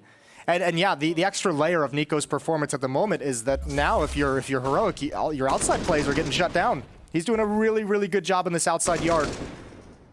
Cadian trying to get tricky. That little, again, like a couple rounds going in towards Mini, there was a little ankle showing. This time it's just that little, I don't know, like a utility pack showing around the edge. It's not a lot. Over towards the mini door as well. In the previous round, m0NESY saw like the barrel of a gun. He's getting a lot of just small micro indications of what's coming. And for an Opera that fast. That's plenty. Yep. 5-round lead.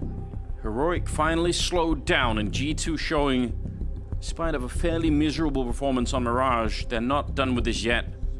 I think it's really, really impressive. They looked absolutely crushed on that first map. I mean, remember, in Nico in that interview where he said, you know, we played poorly against Liquid, another day we'll beat him 2-0. Like, there's a lot of confidence in that. And, I mean, we might not have a whole lot of cause to believe it based off recent performances, but I think you're starting to see here on Nuke, at least in this 4-round streak, some of the reason why Nico has that confidence. Yeah, give us a reason. We're all hungry for it. Exactly. We'd all love it. We want it to be that way. 4 Tech-9s, 1 P250.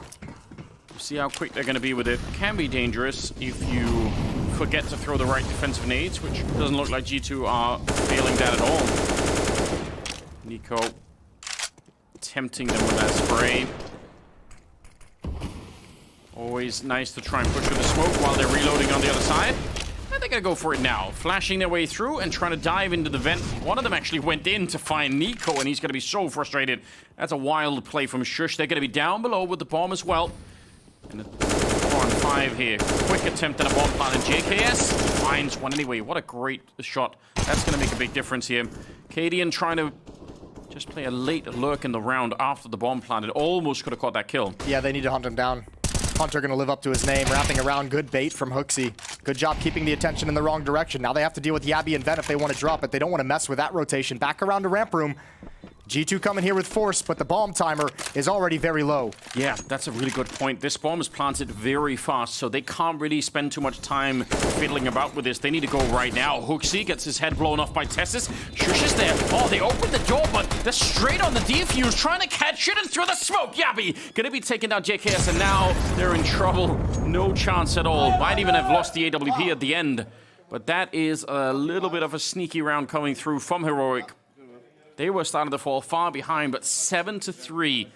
And stealing around like that, that hurts. Yeah, let's see this kill through mini smoke. Oh, yeah, Nico is looking for the player trying to wrap upon him as well. He's trying to read the play that someone's dropping on the mini roof. Very common when you see those kinds of door busts. Heroic's found some space to work with. When they head out door and they go down vent, they're finding some room where JKS is really the only player rotating over. They're not confused. They're not worried at all about anything else. From Heroic's point of view, this is where they, on the other hand, need to really build on this. If they want to take the money away from G2, then they need to win this next round too. And maybe even the one after that. Quite a bit of cash that's built up on the CT side. I think of Cadian with the AWP. He's only got 2 kills, same as Tessus. A couple of those players a little bit slow out the gate on Nuke. Another test for Nico, but this time he's blocked off and isolated. Over in secret. Good nade. They know his position from extinguishing the Molotov, and again, lobby control, but can G2 make anything of it? I really like this. Yabby's no clue. He did get the kill on Hunter, which is at least something. Shush is going to be trying to follow it up. And Hooksy, he fell back. I thought he was still going to be around there. That's maybe a little bit unfortunate. m0NESY, though. He needs to peek off m0NESY's contact. Yeah, he does. Not connecting on that one. Hooksy still going for it. He'll get the shot on the Tessus. So back into a 3-on-3 we go. But they see the weakness and they dive straight down below. Oh, nicely from Nico. Patient in secret. I think Heroic saying, okay, we killed JKS. That's the player usually rotating over. Narrow miss for m0NESY. Bomb's at least going to go down. But Shush and Cadian have no opportunity to work together. No, he's so far away, Cadian. Still could show up very last minute to do something, but right now, it has to be Shush staying alive. If he gets shut down here, Cadian is just miles away. And they go out quick, almost with the kill, but not quite. And Cadian realizes, yeah, I can't just run on there. They're going to know. So good retake and a little bit of a questionable position between those two players, potentially. That's a nice round from Hooksy as well, getting the kill on Tessus. Speaking of m0NESY's miss in lobby, that was an important kill to get. But you can see, I mean, when Heroic gets down to the lower bomb site, it's really tough for G2 not really controlling vents in any way. That rotation point, they just haven't had access to it throughout the entirety of the map whenever Heroic makes their way down lower. They're having a good time, and they're up 8-3, so I don't blame them for it. This is starting to look way more reasonable. There's still time for it to collapse. Yeah, it is G2 after all. You know, they have a history that we can't really ignore. There's still time for it. You remain hopeful, Jason. Yeah, it's just these rounds just feel, you know, stressful in some ways. Even some of the victories, you could see Heroics applying a lot of pressure even in losses.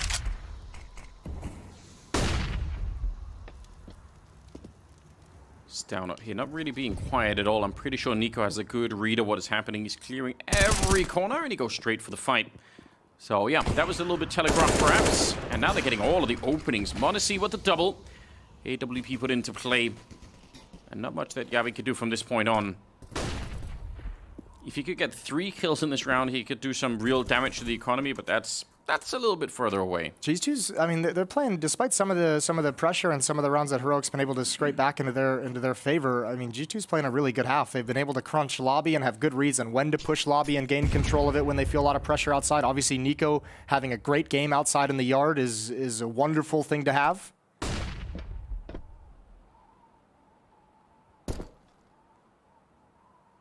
A little bit of noise.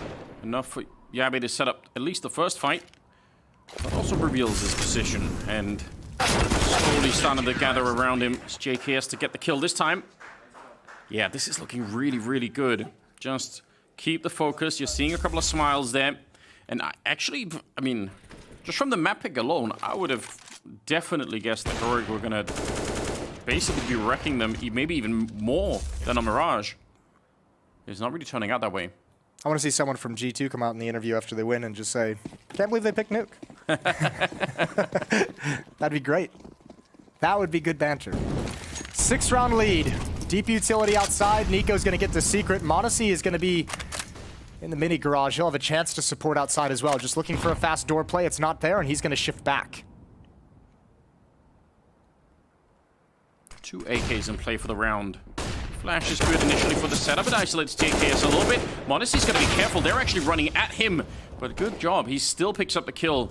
They were trying to run him down a little bit, and he realizes now trying to use these angles against him. Eventually gets picked, and now it's a 2. Ooh, nice shot from Katie, and make it a 2-on-3 in favor of Heroic. So just the speed behind that. Even if the initial ramp push is not that impressive, they just keep pushing, and eventually they find the kills they needed. Yeah, introduced a little bit of chaos into the round, and now they have the upper bomb site. Hunter had no idea where to position after the fact.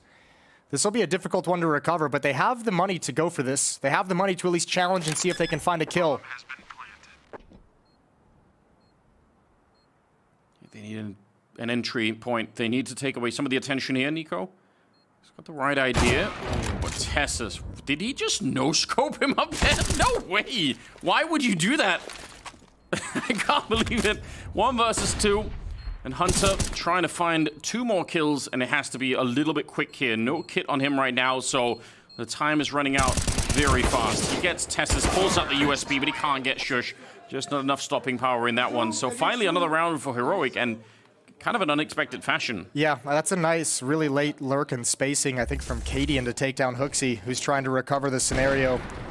Hooksy's trying to swing out from Mini to peer towards Under Heaven, and Cadian's outside at Red Box. They had no idea. Yeah, this right here.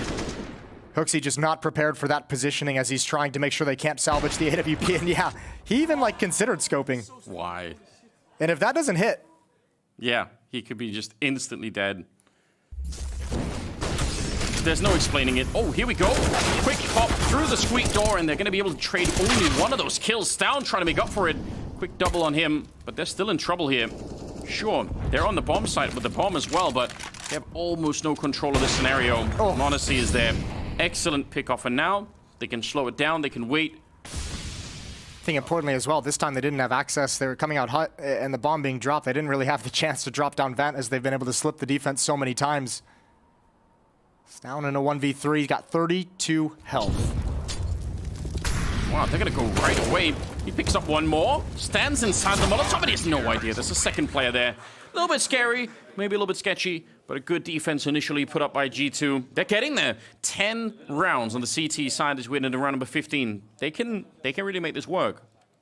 Yeah, you got to be pleased about this one. They've had a very good lockdown defense. They've been able to really take away everything Heroics wanted to do. Timeout heading into the final round. This is a third used by Heroic. Exist getting involved in the conversation, trying to scrape together that 5th round. And look, it's not like we have any real data, like going back to Mirage, that the G2 T sides today are clicking in any fashion, so this is still recoverable. You still have to be worried for if you're G2. Nothing is comfortable at the moment. Yeah, I agree. Even if it's 11-4, you want to see them keep. You mentioned this. You mentioned the scoreboard spread for G2 on Mirage when Hooksy was having the rough game. I mean, now it's looking much cleaner. Nico and Nico and JKS are at the top with 14, and then Hooksy and Hunter at the bottom with 11. So I mean, the team performance all across the board for G2 is much improved. Just because they've been testing that squeak door and the drop-down vent so much, it'd be fun to see them try and make a play or to fake that a little bit and just try and maybe they can put some pressure on that yard instead. Seems like they're going to go pretty default at the moment. Nico expecting it. Like, yeah, if you want to do that vent drop one more time, it's not going to work. And a slightly later wall outside.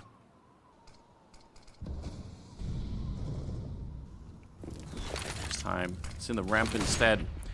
Wheeling into down to pick up the early kill. Not quite ready for that one. Hooksy able to take him out. 4-on-4 still. But now Cadian, he wants to see if he can use this gap. If he can get in the mini, Hunter's going to be in a lot of trouble. Trying to get down. Yabby's in front. Might have even heard that little drop off there. And Cadian is ready and waiting for it. Any of these kills, if Cadian or Yabby can get one, the ramp players are ready to react. And I think they're being called back because there's such close positioning. Right into it. Yeah, easy pickoff. Nobody knew. And now Cadian goes back outside, making a lot of noise. But again, that's going to distract from that A defense. They have to worry about it. Hooksy, he can't find it, but now he also can't defend the A bomb site. And they're running down below. Hunter is on his own, and he's going to go down. Tech 9 from Yabby. And Hooksy has to respect this. He has to worry about it. So great manipulation of this defense. Nico would love to get back up, but he just can't. There is nothing he could do about that. Nice turnaround from Yabby. He takes down Hooksy. What a cool flick. Just losing track of yard for just a moment.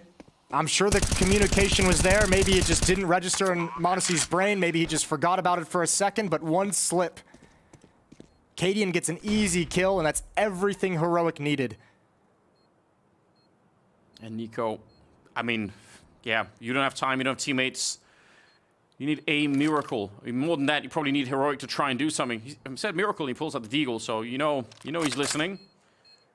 But yeah, 3-way crossfire to try and breach this one. It is just not going to be possible. 10-5 in the first half. Still a very respectable first half on the side of G2. Let's see if they can finish what they started in the second half.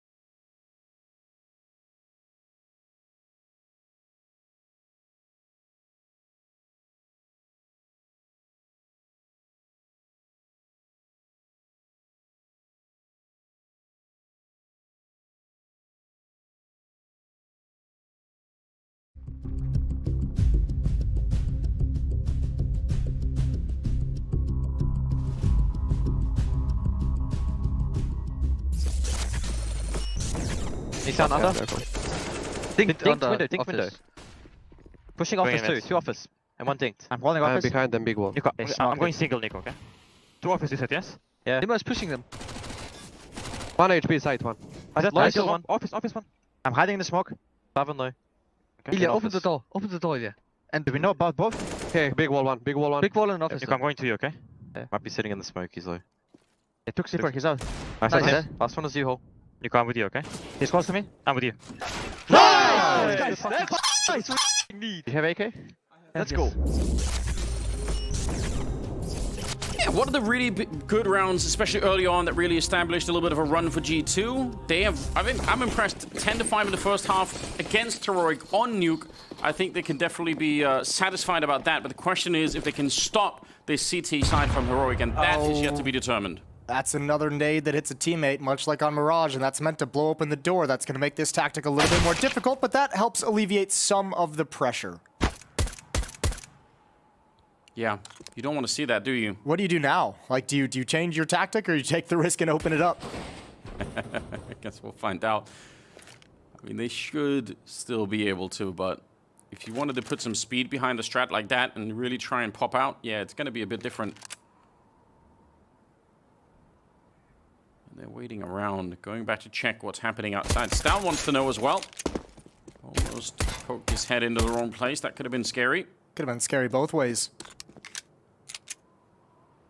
But yeah, they probably don't feel like they can go outside without getting discovered. When he's that far up, how do you take all that space without really signaling what's coming next? 50 seconds. Yeah, this is going to be obviously an upper bust with the way that he's lining this up. Door's going to pop open any moment. Ooh, actually, are they going towards ramp room? So a little bit of a fake towards upper. There's the smoke. There's the utility. And yeah, they want to head towards ramp, but Tessus has already spotted it out. There's 2 players here. Oh, and G2, they still find the opening. It's Hunter again. They don't want to let Tessus get away, but he's been able to slip back.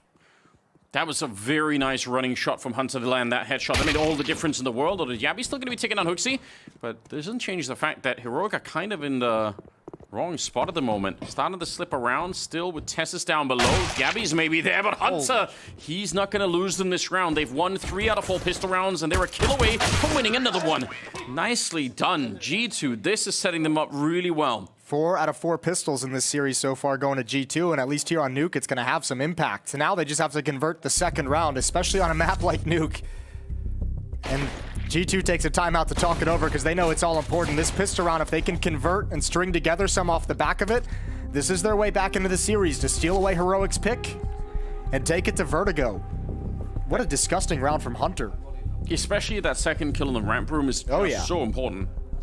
That crossfire, if it starts to work, they could all get wiped out from just the 2 ramp players, so pretty well done. Timeout called. But Heroic starting to feel the pressure now. 11-5. They just need 5 more rounds. Vertigo, I think, is the deciding map. Yep. So that could be real interesting. And you mentioned the scoreboard earlier. Looking at it from G2, yeah, they're all playing really well at the moment.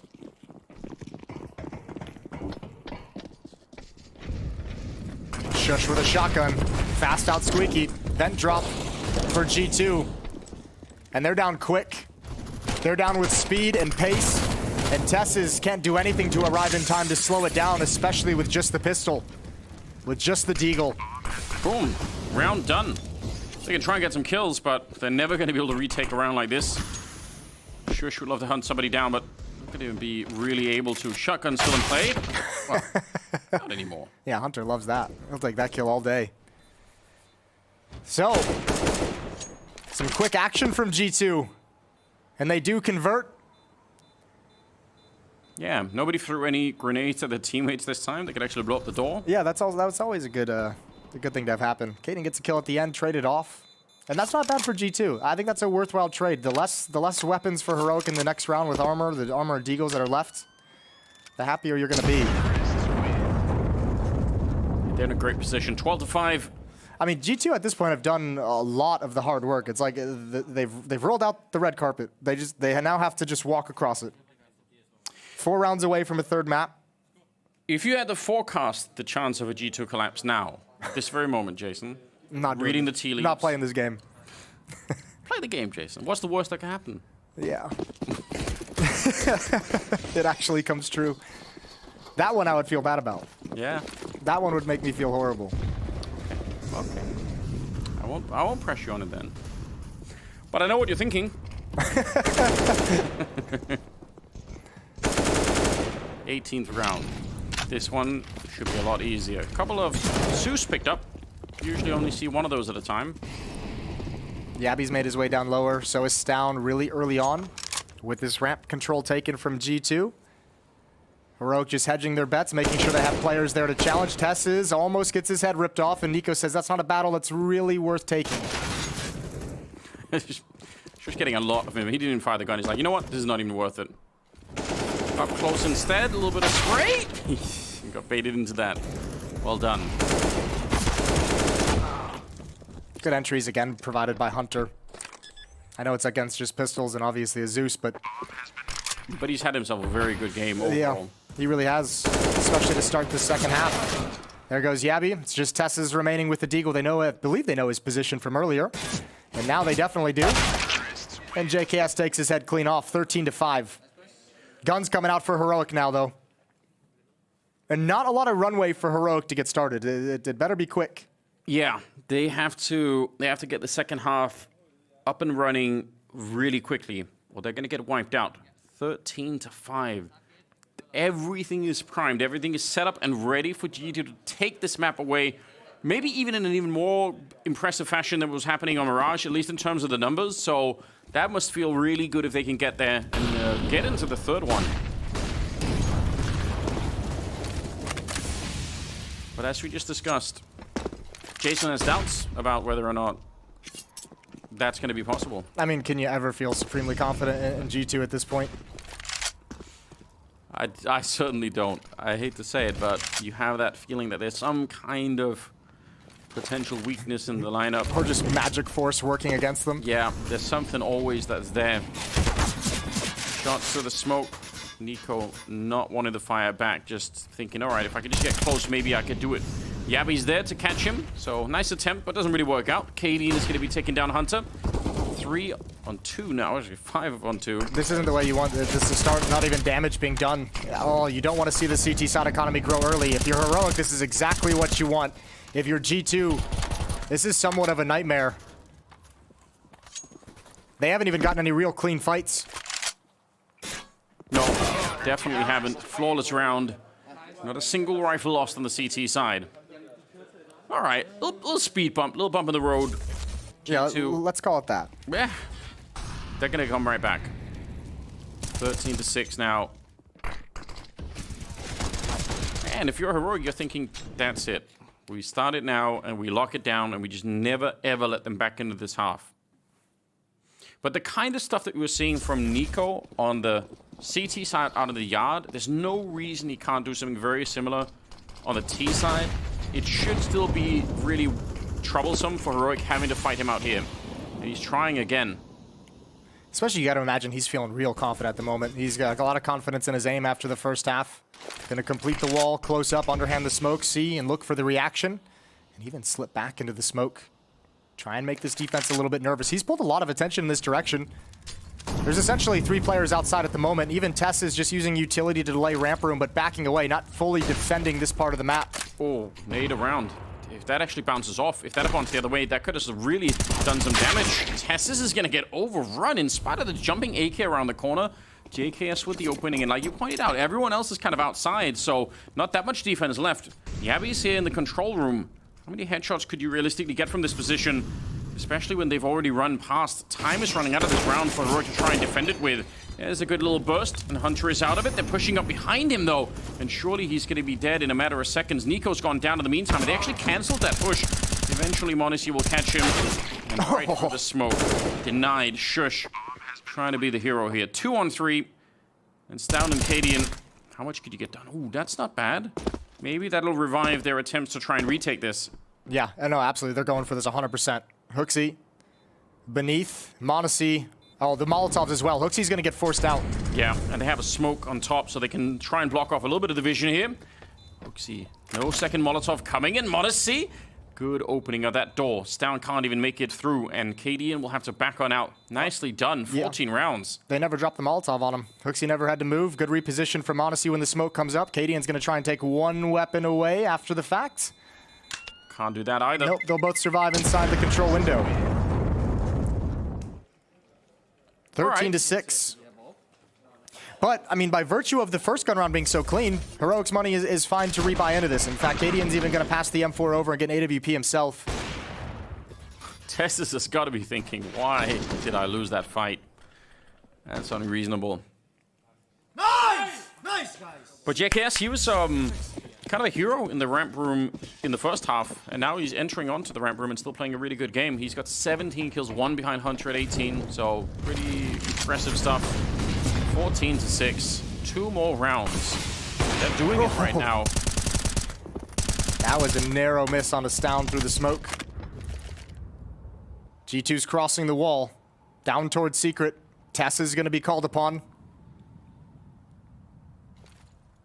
And he's just playing this to slow them down as soon as he sees even a pixel move through. Oh my god!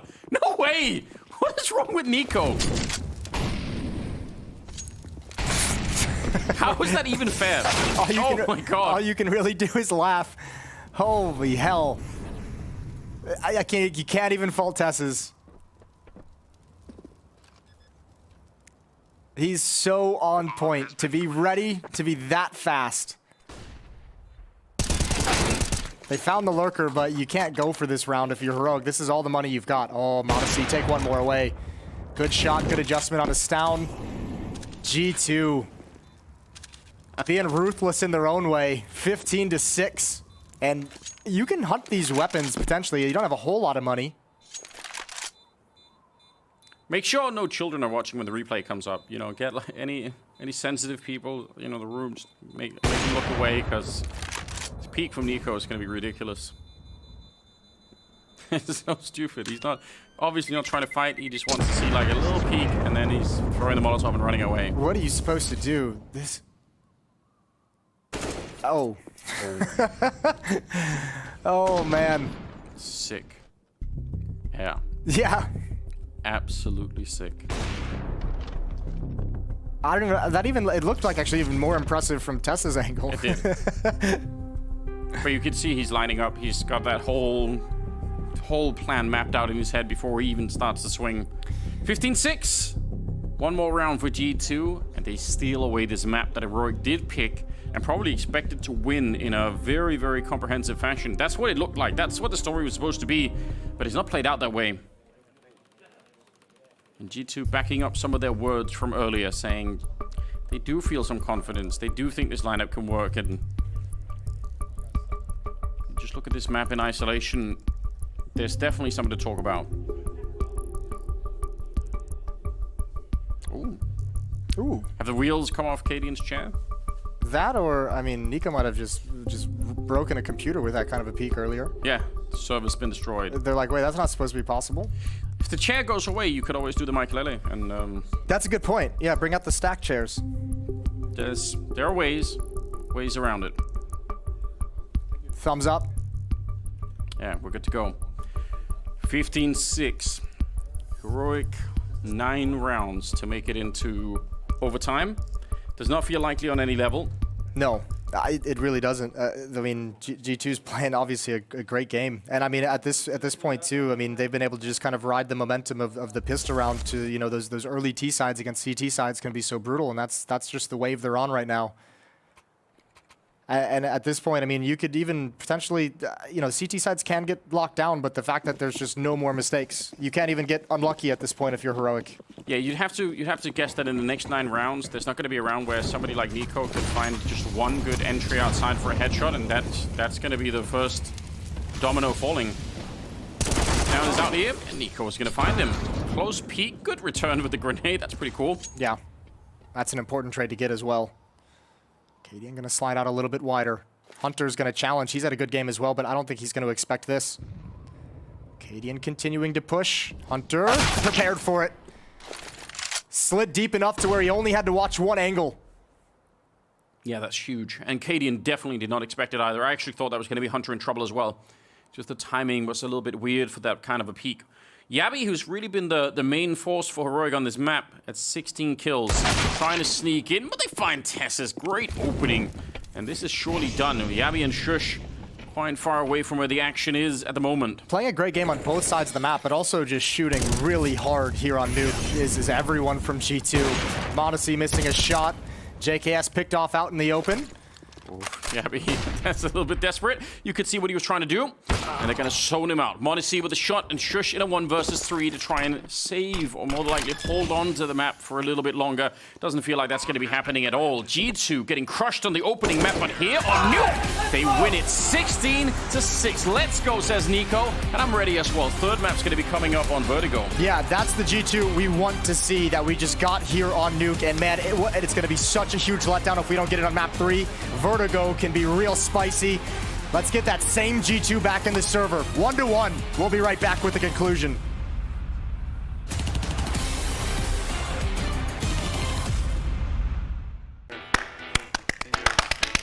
I did the highlight as well, you can say.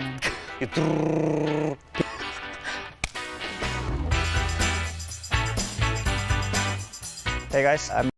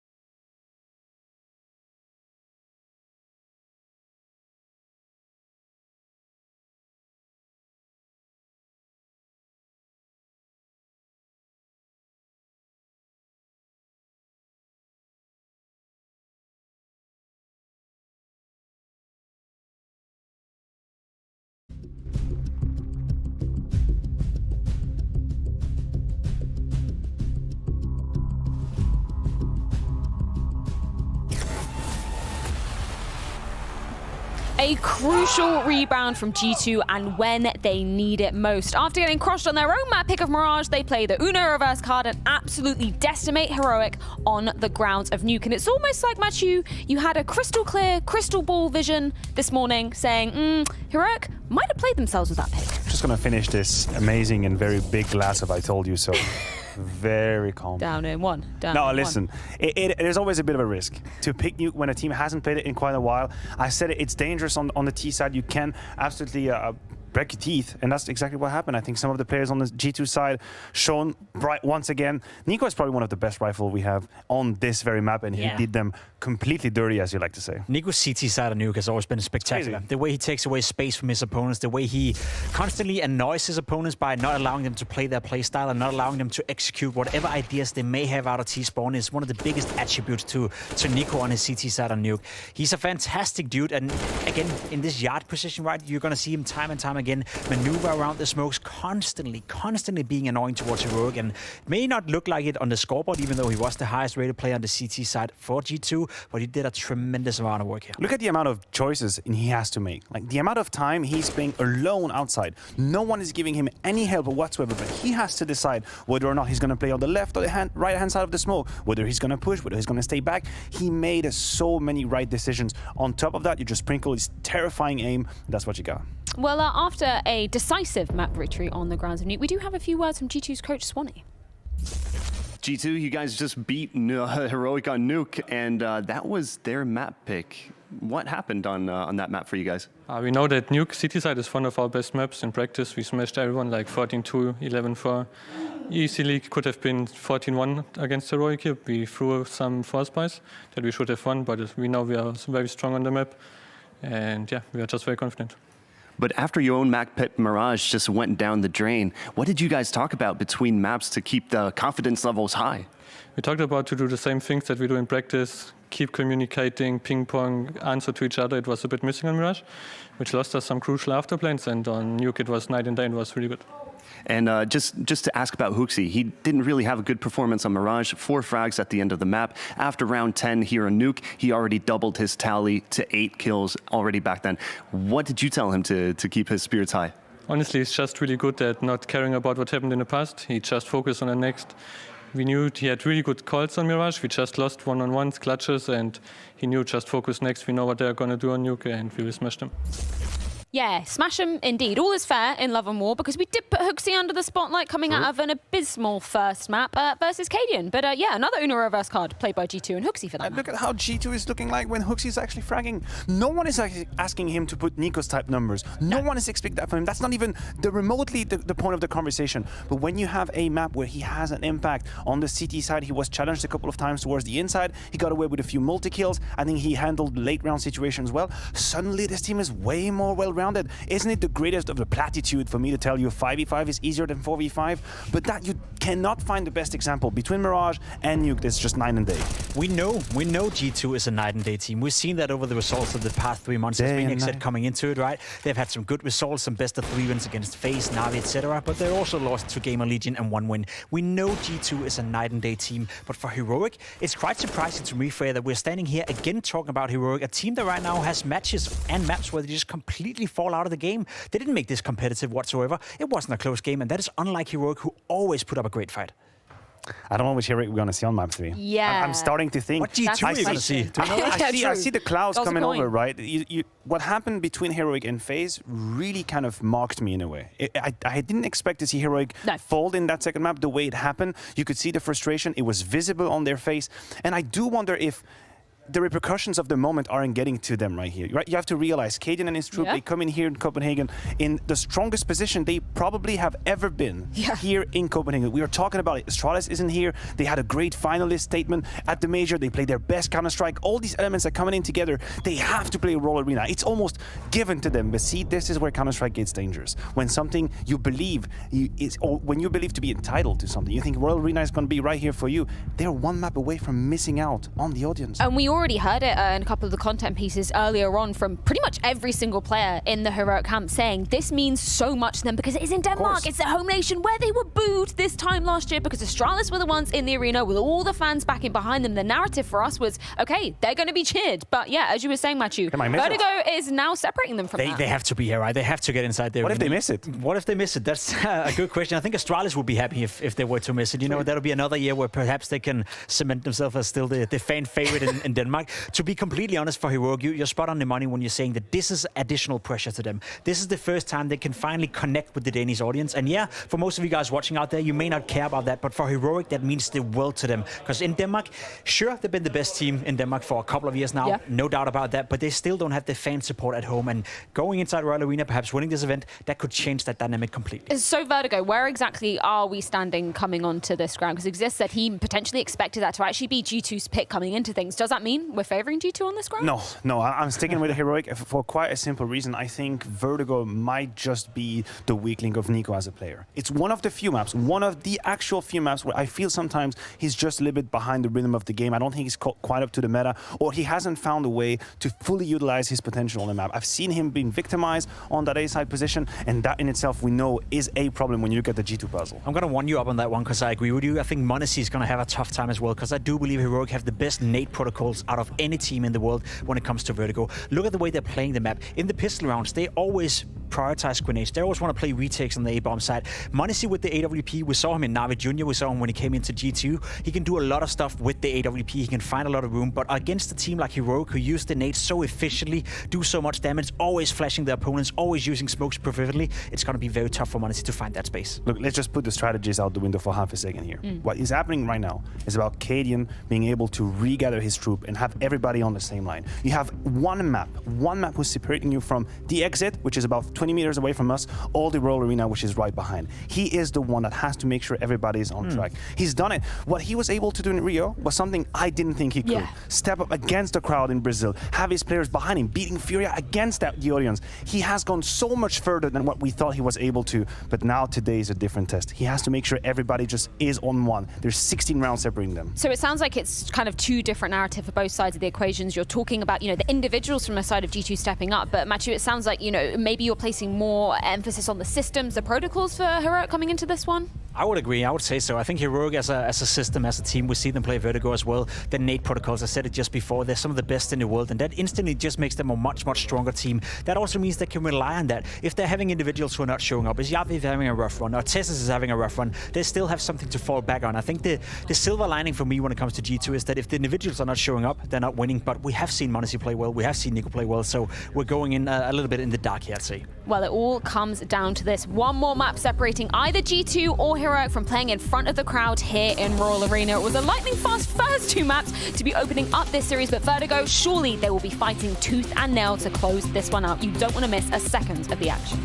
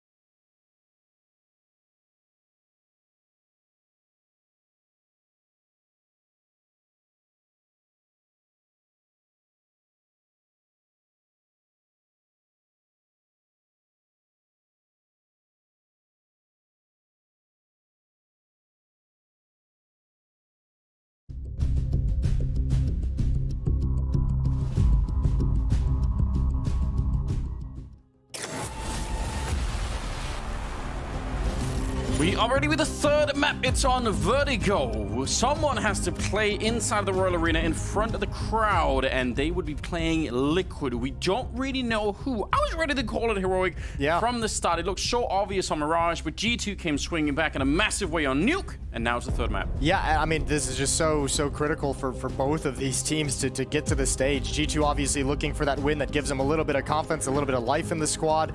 Heroic just trying to build off the success of Rio, getting to the grand finals of the major, but also play in front of a home crowd where you could potentially finally win some fans as well. I feel like it would be so disappointing for Heroic if they somehow could not get to do that. The whole thing is sort of been lined up for them. They took down Astralis during the Blast Showdown to qualify here, and this just seems like it's meant to be. Not just that, but just the overall collapse of Astralis, and basically in a situation where Heroic has now finally taken that crown away from Astralis as the best Danish team, but then not getting to capitalize on it inside of the arena. Yeah, that would hurt. Just a little bit, just a little bit. And for G2, obviously, not even qualifying for the major, if they can upset Heroic here, and it would be a pretty big upset, and then get to actually play and maybe make it through, that would be something huge, right? This is a big chance for G2 to prove that this project, at the end of the year, even if it's been a little bit disappointing throughout, actually can work. So they have a lot riding on this. Looking for any positivity heading into the player break. They'll take anything at this point. Yeah, like you pointed out, they sound confident, and I mean, on Nuke, there's not a lot of questions. That was a really terrifying performance from them. When Monacy and Nico and everyone else, there's no one playing badly in this Nuke map. No, they handled that. They handled that perfectly. Vertigo, they're going to be a tough one. One thing we talked about with Heroic throughout the group stage here at the Blast Finals is maps like Vertigo, where you can kind of spread out the defense, you can throw some trickery, you can really kind of attack and manipulate multiple points at the same time.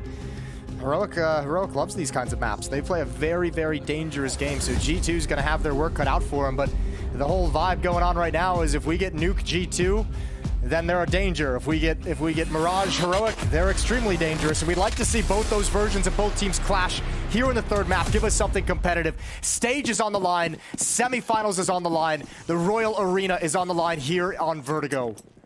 We're going to be starting on the T side, and JKS on that CT side with the rest of G2 already spotting out a bit of a push, but they cancel it right away. They didn't really want to keep going for it.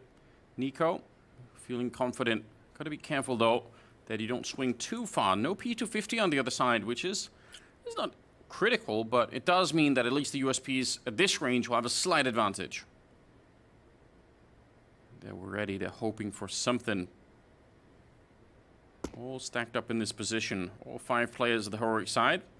Sneaking up, it's down. Oh, he got right underneath. They didn't realize that could have been the end of Nico. He's probably lucky to be alive. He's got plenty of health still. And they slow it down once again. Still a minute on the clock.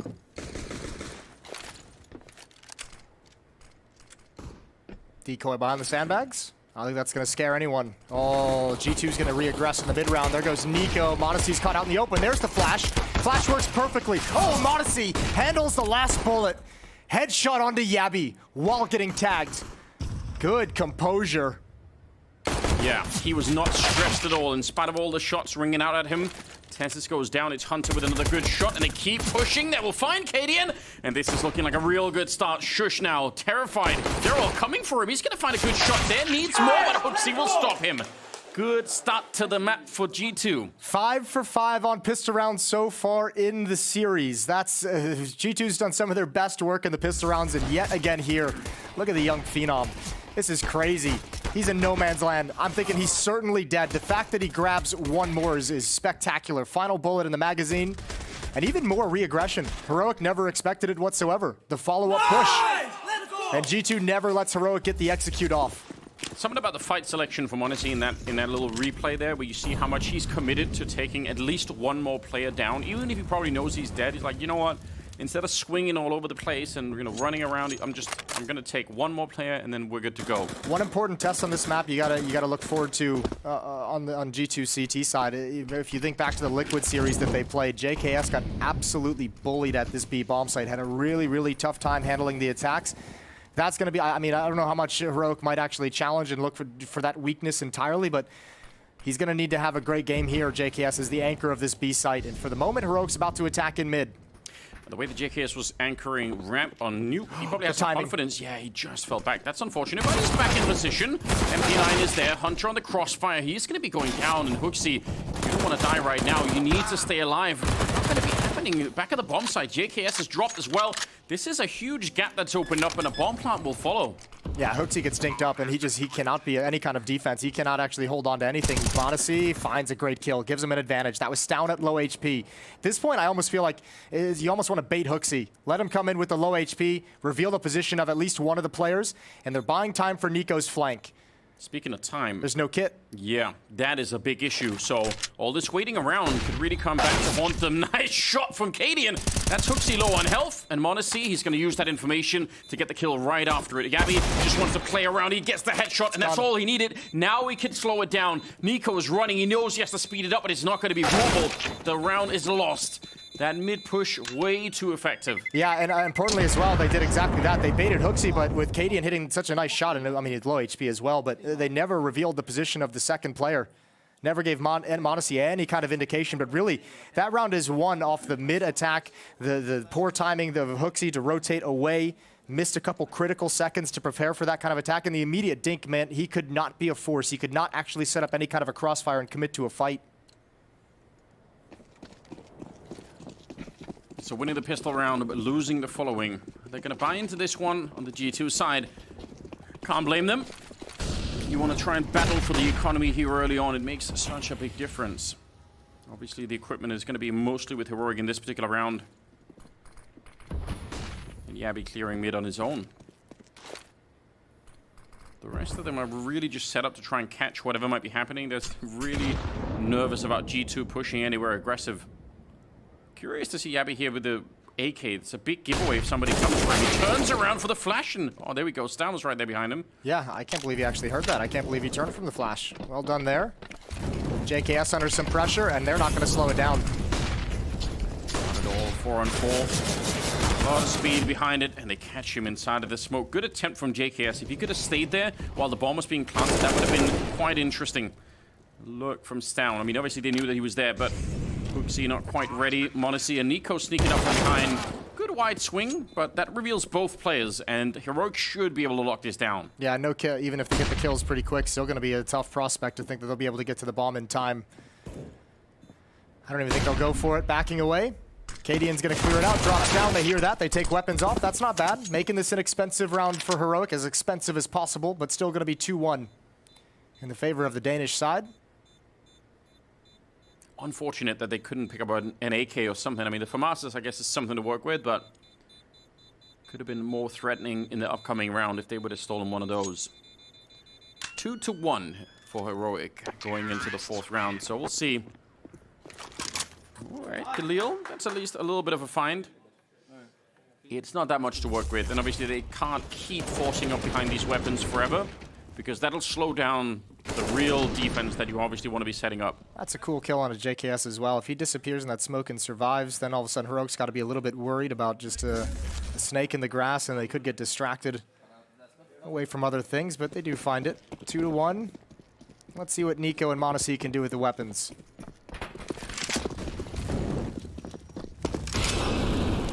Gonna want to fight with it. That is so cool. All right, I can respect it. He's obviously all in on that battle.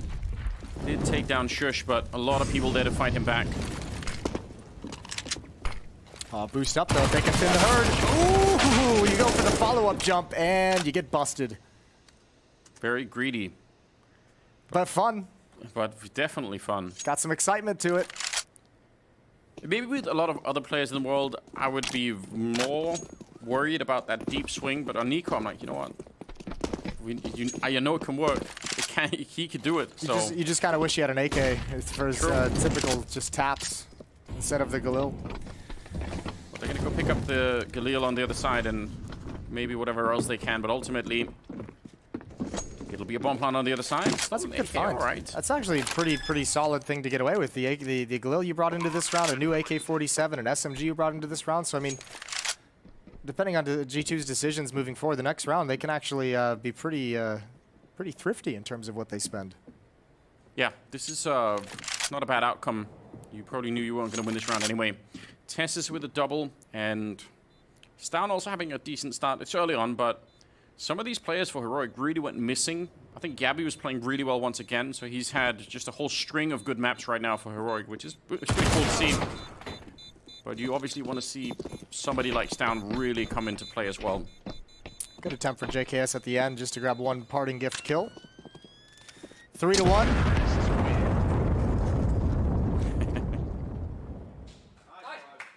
Cadian expecting a late run boost. Why not? Just expecting everything. Just not even taking a second off. Yeah, good repeat.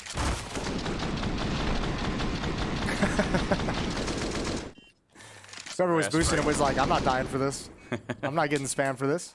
I'm feeling the heat. I'm out. You're on your own. 3-1. Weapons picked up. Galila's in the hands of Hooksy. Saves him 2,500. I actually thought they had money for the AWP on Modesty, but maybe they didn't want it. That's a bit interesting. JKS worried about the gap. Molotov will force him forward into the fight. Oh, they're everywhere. That's too much.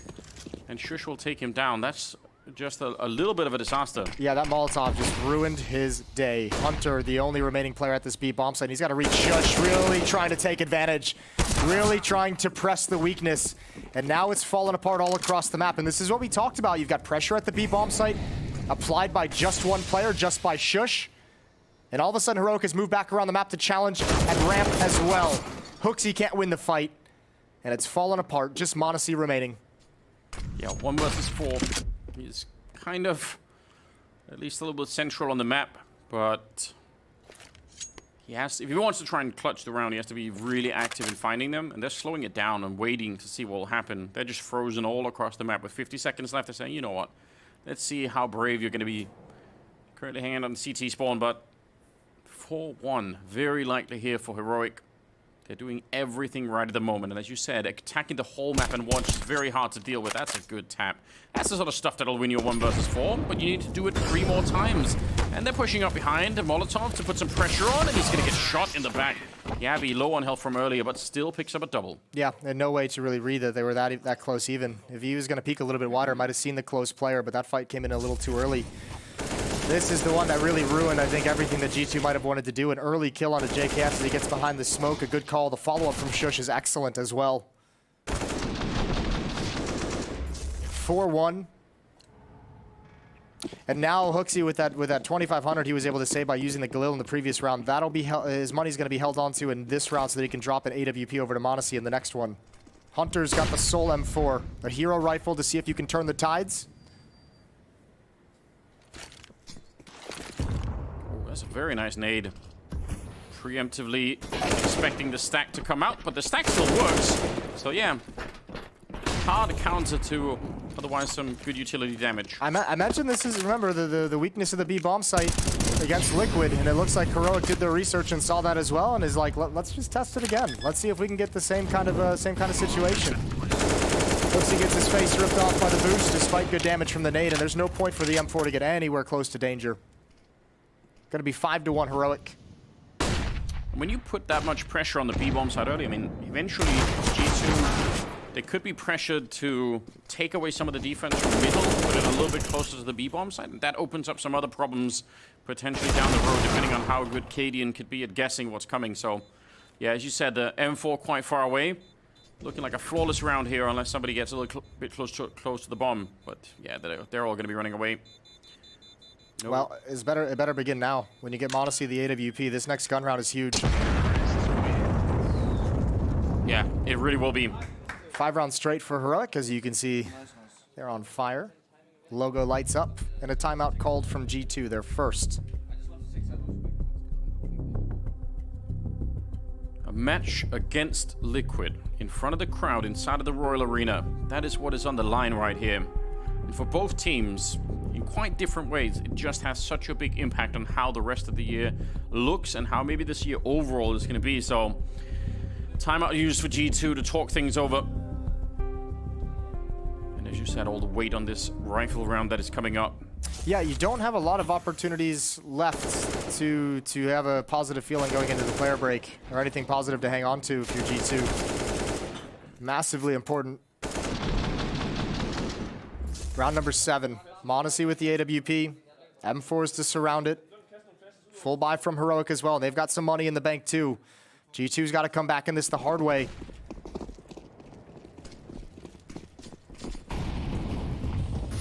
Orp picked up on Monacy. Look at this push. He is in the middle so quick. You can never read it. Hunter is quick to adjust. But that is definitely more just raw aim than anything else. There's no doubt he did not know that Yabi was going to be there. Yeah, it's also so dangerous, the knowledge that Heroic is willing to play with that kind of disrespect, to throw a player in there just to see how much space he's going to get, to take the risk to watch up and say, okay, if no one's here, I can have a very quick flank, and that could have gone horribly wrong. Hunter and JKS looking towards middle.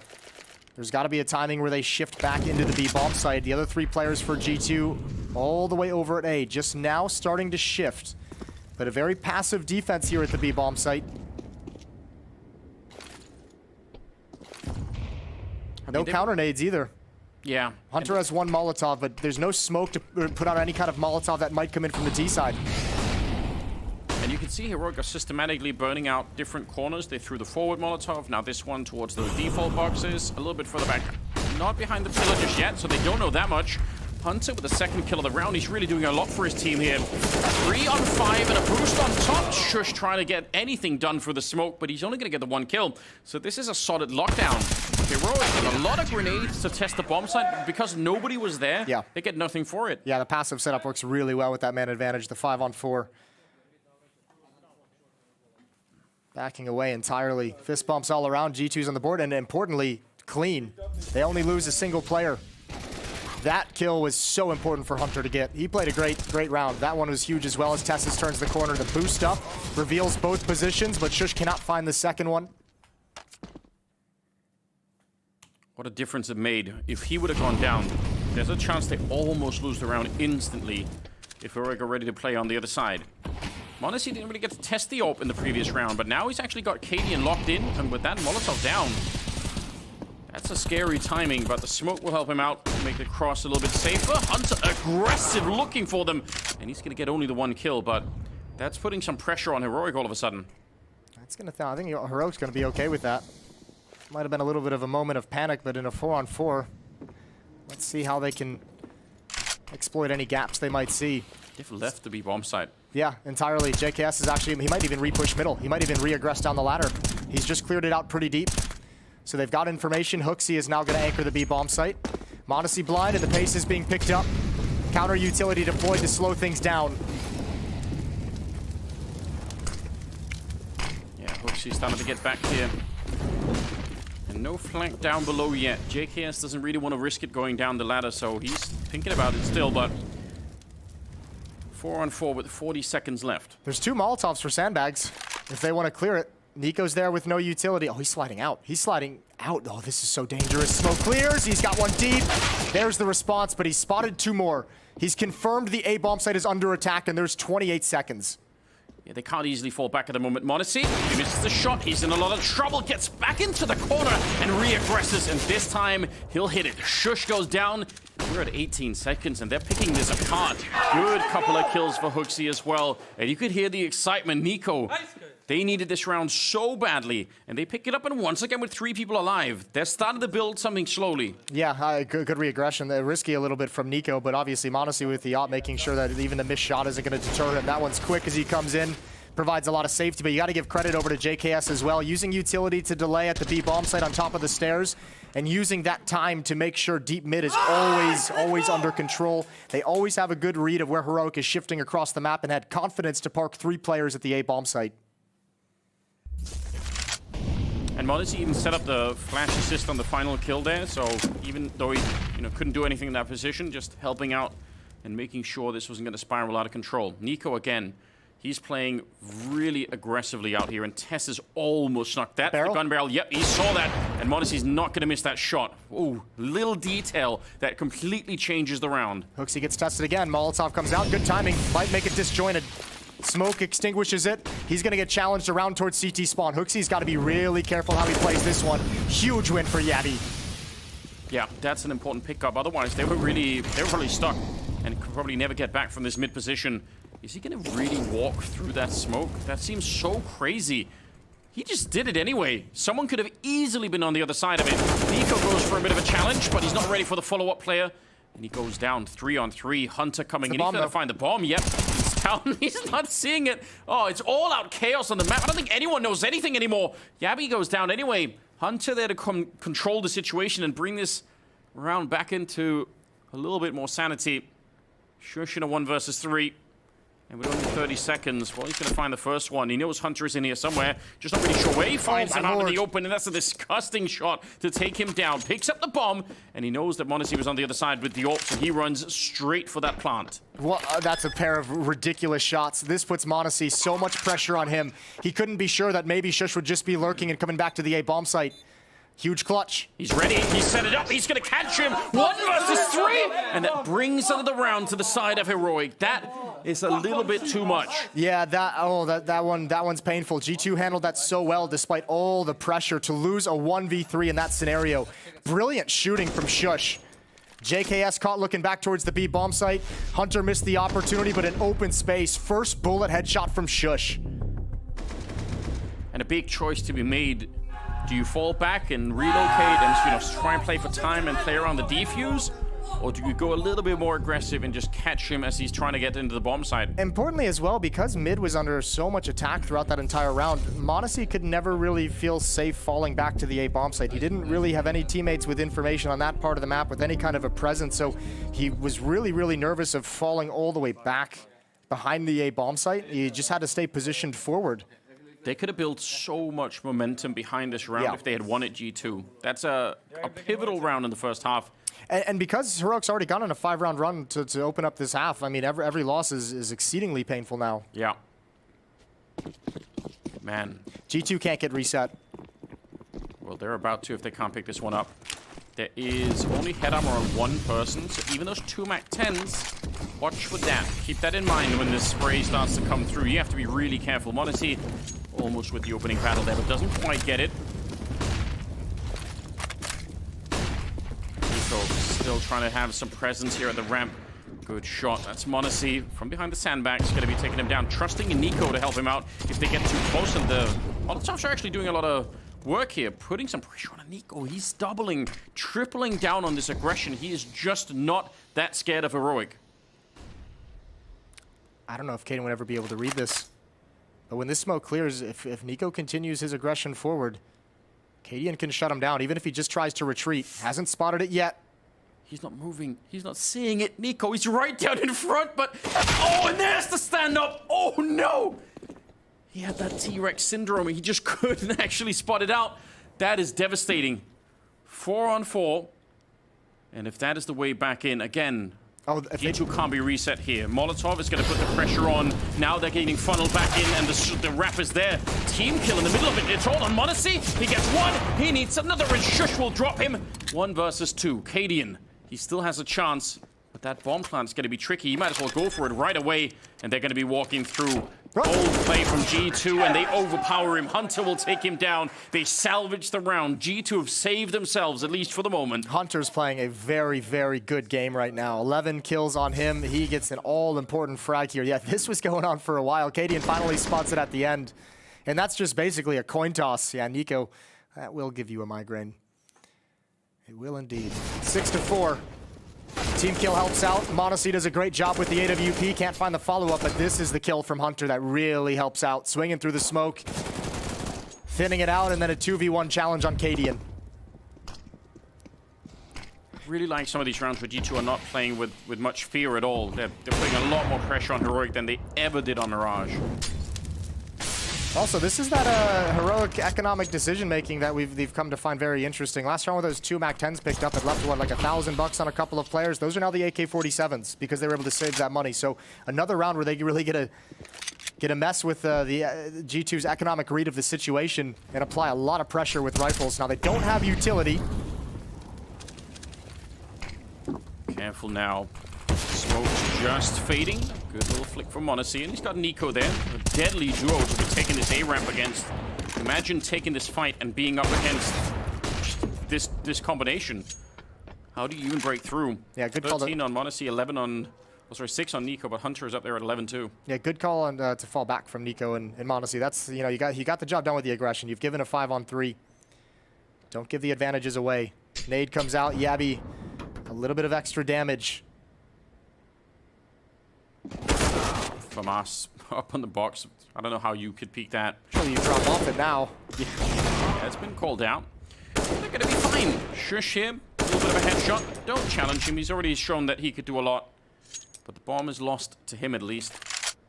Picking it up again, probably not going to be an option.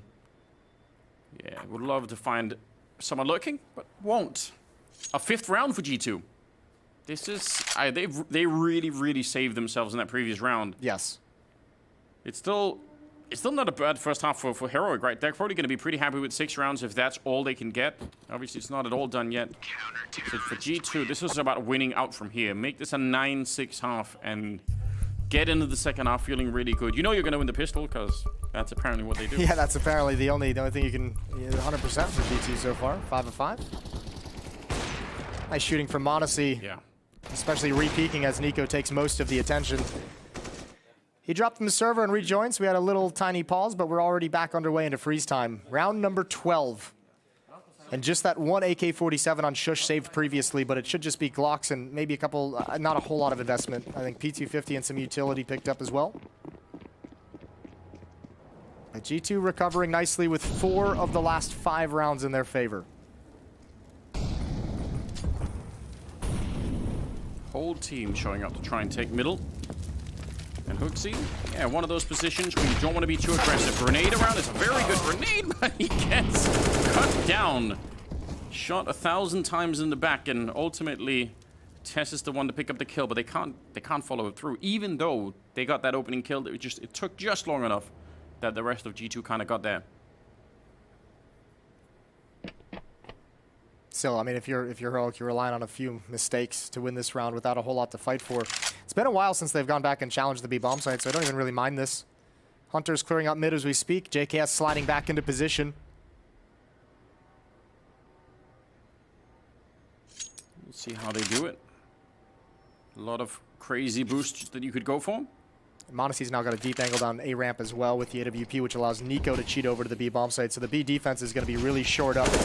JKS can just peek with impunity. Him and Nico combined for 1 each. Not afraid. 1 remaining. Hunter's got it. JKS does fall, but they're all good. 6-6. G2 tied up. Hugely important. And obviously, that previous round, no needs to burn out anybody in any of these positions, so just makes it a lot more tricky. Still, some money being built on the G2 side with 3 people living, so a little bit is working. Slow and steady. Heroic. Let's see what they got planned in this upcoming round. First time being used for them. Yeah, they've been comfortable with that lead provided by the early 5-round run, but obviously that's been ripped out of their hands. Really good resurgence for G2.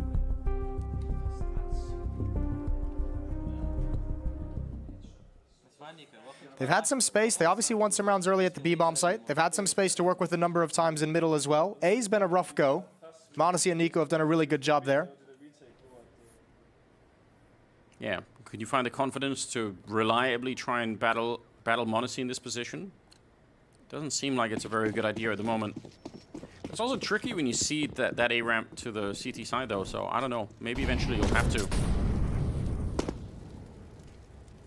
Expecting some aggression,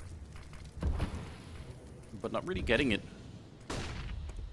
Happy to hang around.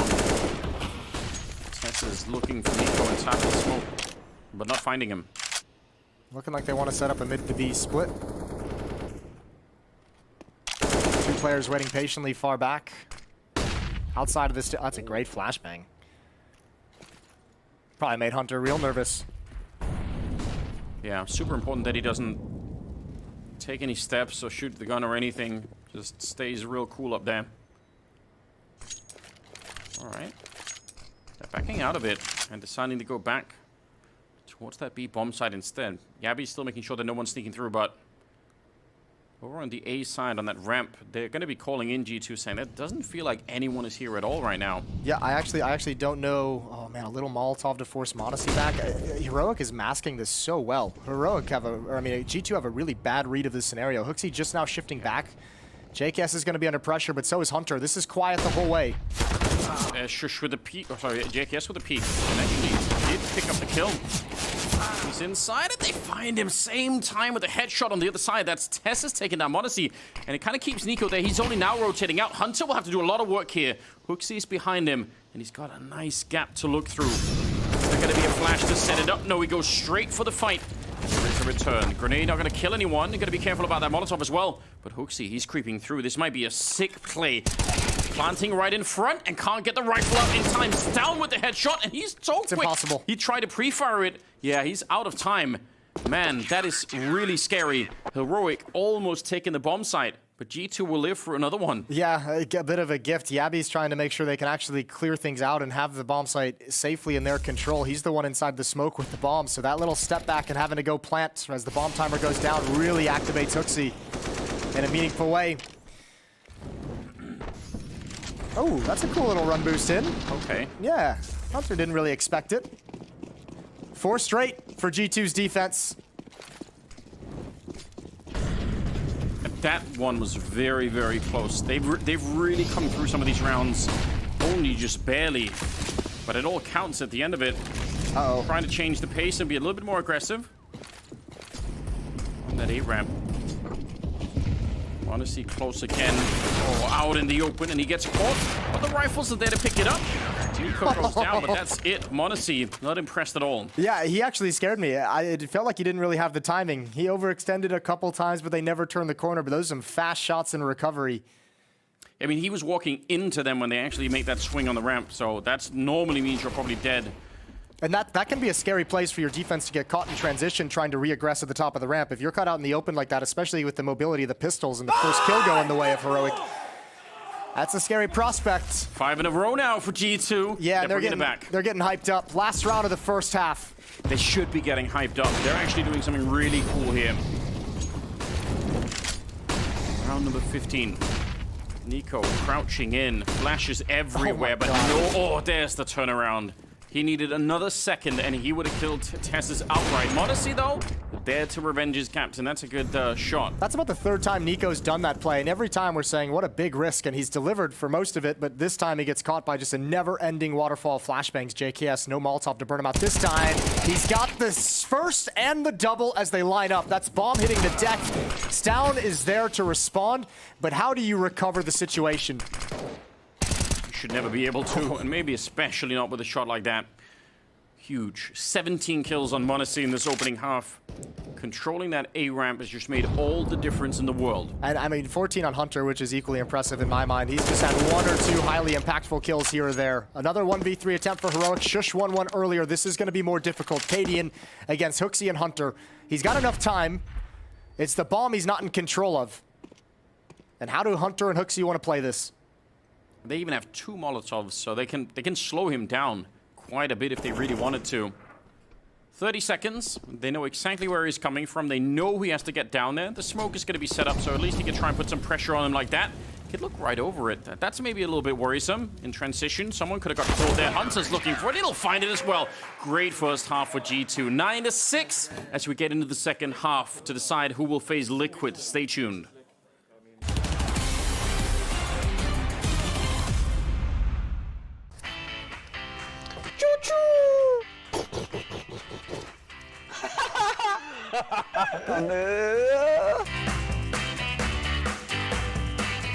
Hello guys, this is Cadian and Stown from Heroic. Today we are gonna be guessing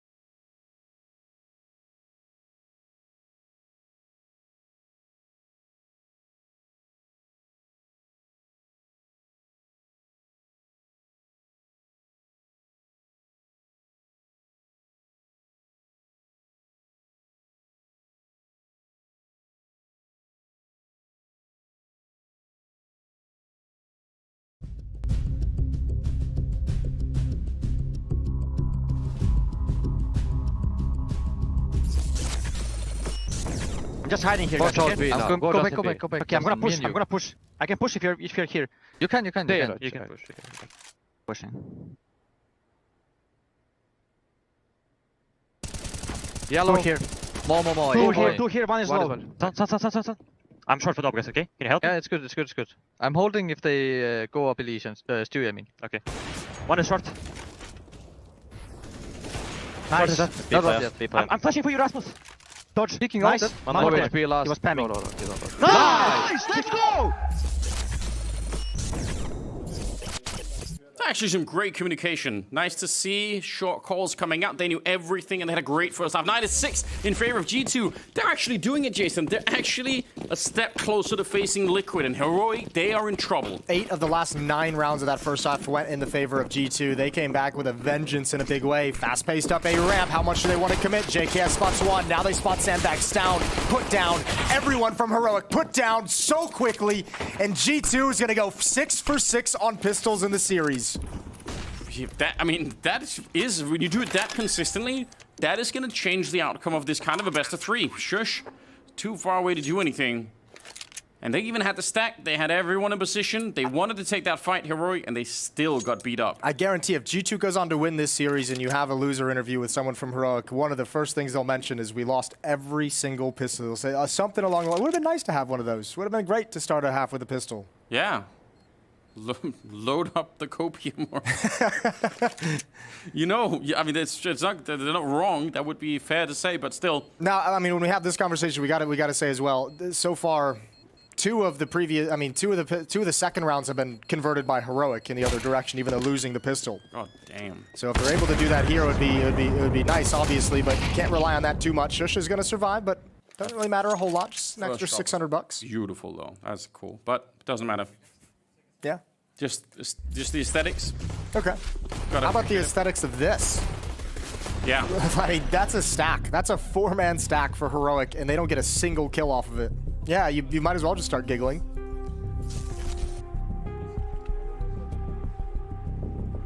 Another timeout used. And for G2, in spite of winning the pistol, probably a sign that they're like, you know what? We have them exactly where we want them here, so just don't make any mistakes. Don't screw anything up here, and we're going to be fine. Now, those 2 kills right at the end of the pistol round for Shush actually do end up having a relatively big impact because he's dropped a FAMAS over to Stown with that extra money that he made. Okay. So, I mean, a full investment in the second round from Heroic, and they've got at least one bigger toy than you'd expect to play with here. FAMAS, MP9 is going to be on Yabi. Otherwise, it's pistols.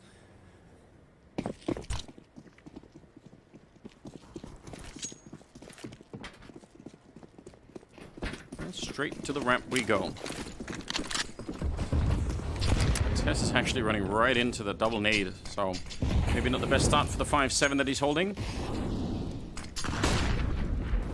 Good flashes down to try and get into the corner, but no reason for Nico. He's alone here to move anywhere. He's going to stick around, keep throwing nades at him, and eventually he's going to back on out because of the other side of the map.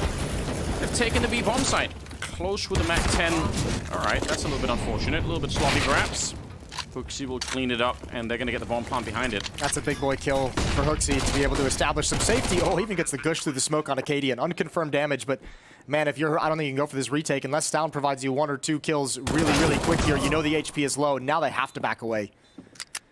This didn't work whatsoever. Great call from G2 as well. Nico calling all the pressure that's being applied at the A ramp, all the deep nades, someone being pushed up. He saw the trajectory of the nade, the FAMAS spam. And it's like, they've got 3 people here. Let's just swarm B. Yeah, good call, and it works. They actually did get the FAMAS in the end, which is, didn't look like that was going to happen. Hooksy's happy to go hunting. We might be able to find Cadian if he looks the right way. Ooh. Interesting. Gonna bypass everybody. Yeah, somehow walks right past them. That's interesting, but still, 11-6. G2, huge step in the right direction. They need 5 more rounds. I don't know. This would be a very shocking upset. I don't know a whole lot of people this morning recording a podcast, talking in the green room. I don't know a whole lot of people who had a lot of win conditions for G2 today outside of Nico popping off, outside of Modesty popping off. Well, look at the prediction scorecard later, Jason. Yeah, but you even told me this morning that you just did it because you can't even win the game. You can't even win the prediction game anymore. So you just said I just picked the troll ones. I was just saying that so you wouldn't feel Listen, bad. if you're gonna try and get all crazy on broadcast, I'm gonna call you out for it. All right. Listen, just say it now, but unless you recorded that conversation, Jason, you're not gonna have a lot of evidence to submit. No admission of guilt from you. No, not at all. I take it all back. 11-6. Heroic. I feel like so many of the games that we've played, including the start of this best of 3, confidence has just been at an all-time high for this team, but it's really slipped away right now. It's a good early damage done to Nico, down to 4 HP. He's gonna have to turn into a way more passive player, but look at the way they've drawn everyone over to the A bomb site. Hooksy's gonna go on an investigating mission with this MAC-10. As long as he even confirms that they're there, they're gonna stick at the A bomb site. He just has to be seen at some point in the next 10 seconds, and probably they're gonna be fine. I wonder. Bomb's coming back. This is scary. 30 seconds, there's no time to really readjust on this call. If they go too deep. Don't do it, G2. Don't let Heroic back in this early. Oh, they started to rotate away. Hooksy jumps on him. Acadian is there with a good shot. 20 seconds, and the bomb, as you said, they're in a little bit of trouble. He's trying to run back. Nico gets one, but Acadian hunting him down. 14 seconds, and Monacy, they can't run back to B. He has to commit to it. E goes down as well. It's an absolute disaster. 11-7 as Heroic steal the round away. G2 a second where they question the call, and it blows up. I mean, you got to give credit. Heroic didn't blink. They said, we don't care that actually there's being utility spent at the B bomb site. We don't care that Molotovs are being thrown. They're trying, like, G2's doing everything they can and assuming they're pulling the stack over to the B bomb site. And unfortunately, they were just dead wrong. Dead wrong. Shot from Tessus as well.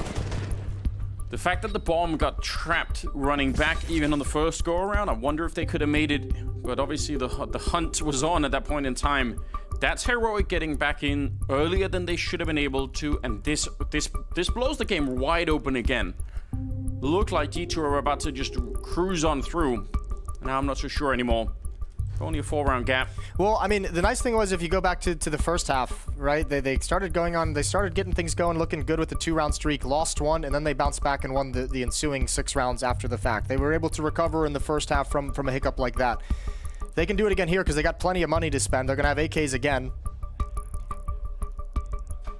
We could be right back with G2 off to the races. Problem is that kind of a turnaround. Plenty of money for Heroic. Tech timeout to sort out an issue before we get back into it. But you should point it out. The way that G2 have been playing recently, there's no really good reason why you would have seen this upset coming, and the way that it's played out, I've got to say, in terms of the project, I mean, from that Mirage game, if you just saw that in isolation, if you got up and left your PC at that point in time and said, all right, this is disappointing, you would have missed some really cool Counter-Strike, but I mean, those problems on Mirage is everything that G2 have been sort of battling and fighting through. If they can turn it around today, that surely would inspire some more confidence in them going forward. I mean, whatever matchup we get in the semifinals, you know, Liquid waiting on the winner of this. You want to Heroic. They've had some battles with Heroic. You know, going back to the major, going back to some previous events. There's a little bit of a grudge match there, a little bit of a rivalry building up. You look at G2 and the words that Nico had just the other day, saying if we play them on any other day but today where we had an off game, we'll beat them 2-0. So I mean, all right, he set the stage for that one. Yeah, both those matchups would be excellent. No question. Later on today, NIP are playing Na'Vi. So that could be interesting too. Yeah, that one. Yeah, that could be interesting. NIP upsetting? I think it's like the same kind of conversation you have about G2. Like, it could be interesting if they come in and play a good game. The whole formula work. Yeah. Which they haven't really. And both are projects that, as the year is coming to a close, are really trying to prove that, you know, it's worth investing their time and effort into. Okay, headset back on. G2 at a far better position. Out of the technical pause, we're going to get a tactical timeout from Heroic as they want to talk things over. Okay. Someone came up with an idea. You're allowed to. Yeah, someone was thinking to themselves that whole time and said, I have an idea.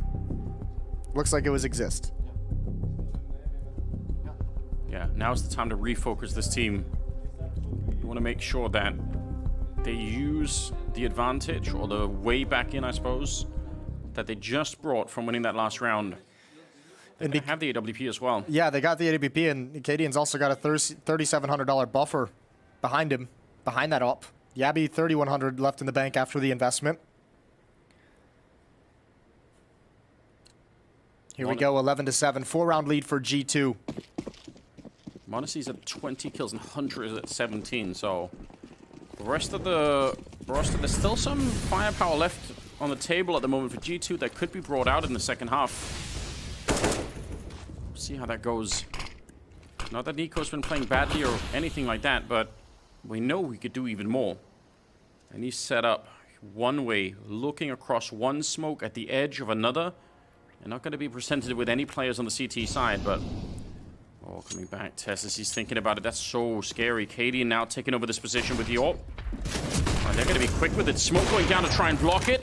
A must-hit shot for Cadian taking down Nico, but the fight's still continuing. It's JKS with a double before he got blown up, and they still win the bomb site. 2-on-2, and a bomb plant to follow. Oh, I think Yabby accidentally blinded Cadian as he's making his play through the smoke. Bomb does get planted 2-on-2, but m0NESY hasn't found a way to reposition, and nobody's got eyes on the flank. And that Molotov landed inside of a smoke, so m0NESY could stay put. He's happy with that. And this flank from Shush. How do you get the timing down between him and Gabby, who's walking in from the other side?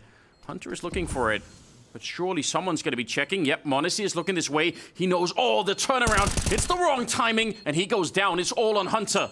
He needs the triple to win this one. They have the kit, and they're going to be straight on it. Yabby taps it once, and Hunter's going for the wide swing. It's being covered. They know it's coming, and Shush will win the round. Good coverage, and a very, very close round. Way too static in the post plant. They had to find a way to get m0NESY out of that position. They had to work up the courage to double peek or just have m0NESY challenge on his own, but with being frozen in that way, protecting m0NESY the whole time, ignoring the flank, the undoing. Otherwise, a pretty darn good hit from G2. Quiet all the way up, and then the explosion. But that's so tough if m0NESY can't get out of the plant position after the fact. Yeah, he was stuck there for a long time. The JKS, double entry, really good stuff. The grenade found him eventually, but they're out of money, even with the bomb plant. Yeah, now you got to do it the hard way. That would have been the rebuttal. That would have been a response to let G2 keep challenging in this. Just pistols. Not even armor.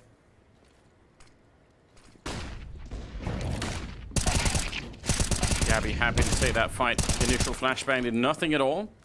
And he will get a quick triple. Ready for more. JKS going to be shot through his little booties. And it's now 11-9. Really scary moment now for G2. They don't have that many timeouts left either, I believe, so... Still pretty early on in this half in terms of the amount of gun rounds that we've seen. So G2 still have an opportunity to go into the playbook. A lot of emphasis, obviously, early on towards that A-bomb site. Let's see if they can throw some variety in. Nico and m0NESY to maintain presence at A yet again. Hunter and JKS doing the same over at the B-bomb site, over at the stairs, where Shush has position on the low ground behind the smoke. This is an interesting angle. He's going to get rewarded for it. Hunter just absolutely not expecting it. That seems like some prep work coming in from the side of Heroic, knowing that that's something that maybe Hunter likes to challenge, because that's kind of a rare find. I think Hunter's calling the bluff. I think he's like, I'm going to see what's behind this smoke. Maybe they just threw it and stacked elsewhere. Took a little bit of a risk and obviously didn't pan out. Cadian with the op, though. A shot and get away, and he's got it. That's m0NESY to go down. Nico slides into position. And he gets caught kind of sticking around a little bit longer for a follow-up fight, so takes some damage from the Molotov, but a two-man advantage for Heroic's defense. And Cadian didn't want to run back through that. He's going to be forced forward. All right, feeling the pressure now. And they're in a 5-on-3, so you don't really have to you don't have to go aggressive any longer. You can afford to stick a little bit back instead. Just let G2 try and show up. 3-on-5 in 40 seconds. How do you even do this? They have one smoke and a couple of flashbangs.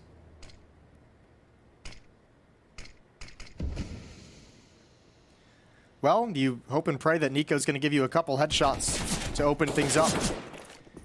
Sneak in and get a bomb plant. Hooksy tagged up, didn't make it all the way into the site. There's the flashbang coming through. Nico's not ready. Hooksy's planting the bomb. Out of ammo is down, but he's done his job. Hooksy falls last after a double kill, and Heroics within 1. Awkward time to run out of bullets, but yeah, they recovered from it. They are within 1. This early kill. Even looked like Hunter was slightly looking that way, but not quick enough on that one. I think G2 might want to use a timeout at some point, but I think they only have 1 remaining. I think they used 3. The third timeout was used for the second half to make sure they can convert after the pistol. So I think they're really trying to hold on to that until it's absolutely necessary, and it's getting closer to that point. He had the right idea. Nico with the deagle. He's going to receive a little bit of shrapnel in return, but these pistols would be great if they could do some damage. They are starting to accumulate a fair bit of cash on the CT side, so even a round like this, unlikely to be winning it, but getting 2 or 3 kills just makes such a difference. If Heroic, they're already building this comeback, but if they start to build enough money, then G2 are going to have to play the remainder of this half on hard mode. Look at how far back they are, and nobody wants to be run down here on the CT side. Oh, well, shush. Maybe taking up that challenge. Pick up one of them, seize the boost. That's not bad. That's some fine shooting.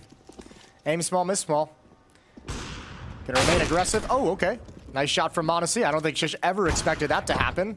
There goes Hunter through the smoke, and Stown is the insurance policy on the flank, and they still don't even realize the silencer, but he misses everything. And Avenue is opened up for G2 to fall back. They've got 30 seconds. We need at least another headshot here for m0NESY to even get close to making this work. Yeah, but Tess already hears these footsteps. Yeah, he knows. That is a real shame. That would have been really fun. Hooksy, 1 versus 3, and with 18 seconds. The problem is they're already at the bomb site. Like you pointed out, they'd heard it long ago that somebody's running, so they didn't have any doubt about it. All tied up. 11-11. Yeah, and unfortunately, like on Nuke, after the good first half that G2 had, they were really able to capitalize off the money advantage on the T side in the first half. Well, yeah. Heroic stole that option away from them, so now the question becomes, can you close it out the hard way? You don't have some of the advantages you had previously. You didn't just get to run away with it and ride the wave in the momentum to a victory. Now you're going to have to take it away from Heroic. They've got money. They've got a lot of money. Push through the smoke, very, very aggressive. Stalled out by the Molotov, and they take so much damage. A nade on top, and they're down very, very low. Hooksy and Nico really wanted to press that. It's going to be a headshot to get rid of Nico finally. But that, you can tell they wanted to be aggressive behind it. m0NESY going to get caught, could not get the scope out in time. Gabby able to take him down in this hard crunch on the A-bomb side for Heroic, absolutely shutting down G2. Well, this has been a really one-dimensional T side so far. Yeah. I mentioned earlier on that it was still early in the gun rounds, but now the only play that's been made outside of attacking that A ramp was Hunter trying to come through that smoke at the bottom of the B stairs. Here's JKS with a nice aggressive lurk, but it might be too little too late. Tessus is aware of the possibility. He's going to slide in. JKS isn't going to get the rotation he's looking for. Instead, he's going to get a bullet to the side of the head. And it's all on Hooksy. And with low health and in a 1 versus 4, there's just absolutely nothing he could do from here. Stown's got him isolated, and they'll find the kill. Now they take the lead, 12-11. This is such a nice comeback. This is probably the comeback that they wanted ultimately on Nuke when they switched to the CT side and just never got. Yeah, well, G2's going to have to find a way to change their philosophy, their plan of attack. Heroic's having no problems neutralizing and shutting down any of these ramp plays.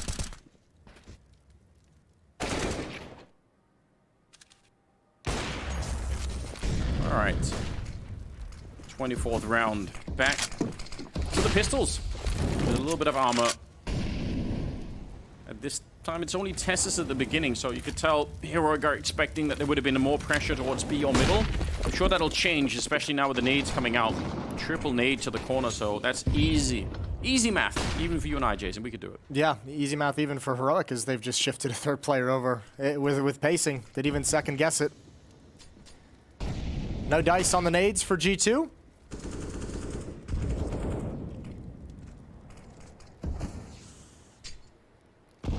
been left alone, but in the position that he's in, it's very hard to do anything about. The window of opportunity is closing. Cadian's just shifting back now, but Heroic is just starting to slide out and get aggressive at A ramp because they want to clear deep. They want to make sure there's no presence there, and G2 is slow playing this one.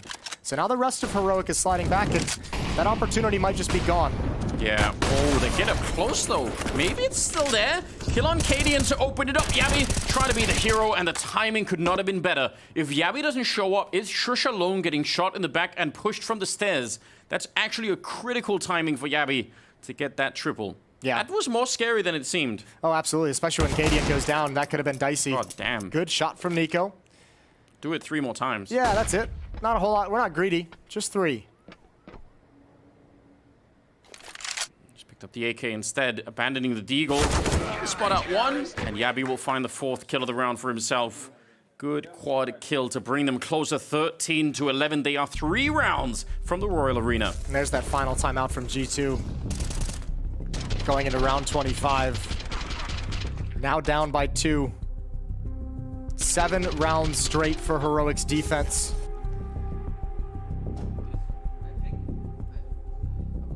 What a position to be in. All of the momentum slipped out of the hands of G2. And Heroic, they've been powering up. I thought I just heard Hooksy mention something about attacking towards middle. I think I heard him say something along the lines of, if you kill the guy middle, there'll be only 1 defender in B. So we'll see. We'll see if the initial move for G2 in round 25 is going to be elsewhere other than the A ramp. I mean, that was true the last round, but they did have the other round, Heroic, where they were expecting it and had Tessus alone at the A ramp. So you've got to wonder, yeah, look, same setup here. Tessus going to be alone over at the A bomb site. And they're ready for this kind of a fight. And that's something that G2 just didn't know. They didn't ever realize that was happening. Look at the shutdown. Yabi and Cadian, they still got Stown up here, and nobody knows about that. They are absolutely prepared for this kind of round. And that's the kind of problem you're going to have as an in-game leader. You got a little bit of information in the previous round, so he's not wrong about what he's saying. It's just that Heroic have also been anticipating this kind of thing a couple of rounds ago. And this time it works out for them. Well, and also, I mean, you can anticipate that out of a timeout too, because you've shut them down so emphatically at A so many times.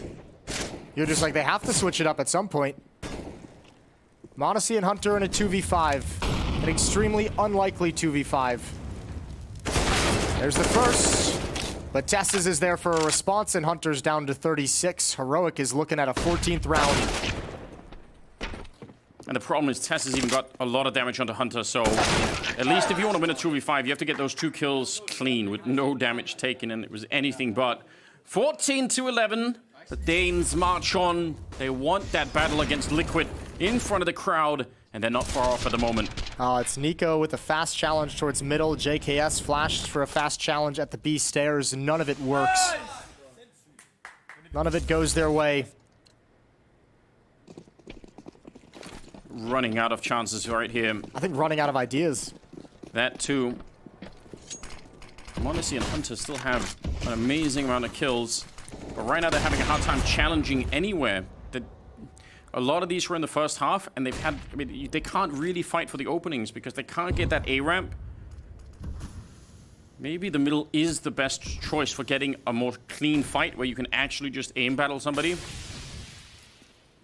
But in the last round we saw the setup for Heroic kind of made that impossible. Here we go, trying again. He's down. I don't know how he really lived through that. Looked like he should have been dead. He's down to 22. 3 people on that side. And they're worried. Pushed up behind. They're kind of stuck in this B bomb site. A lot of pressure being applied. See if Heroic can negotiate this one more time. JKS comes barreling through the smoke and is sprayed down. Oh, no. It's almost perfect, but I think he ran out of bullets. Oh, Nico, that's a catch. Yabi sent down to the pavement, and now it's a 2-on-3.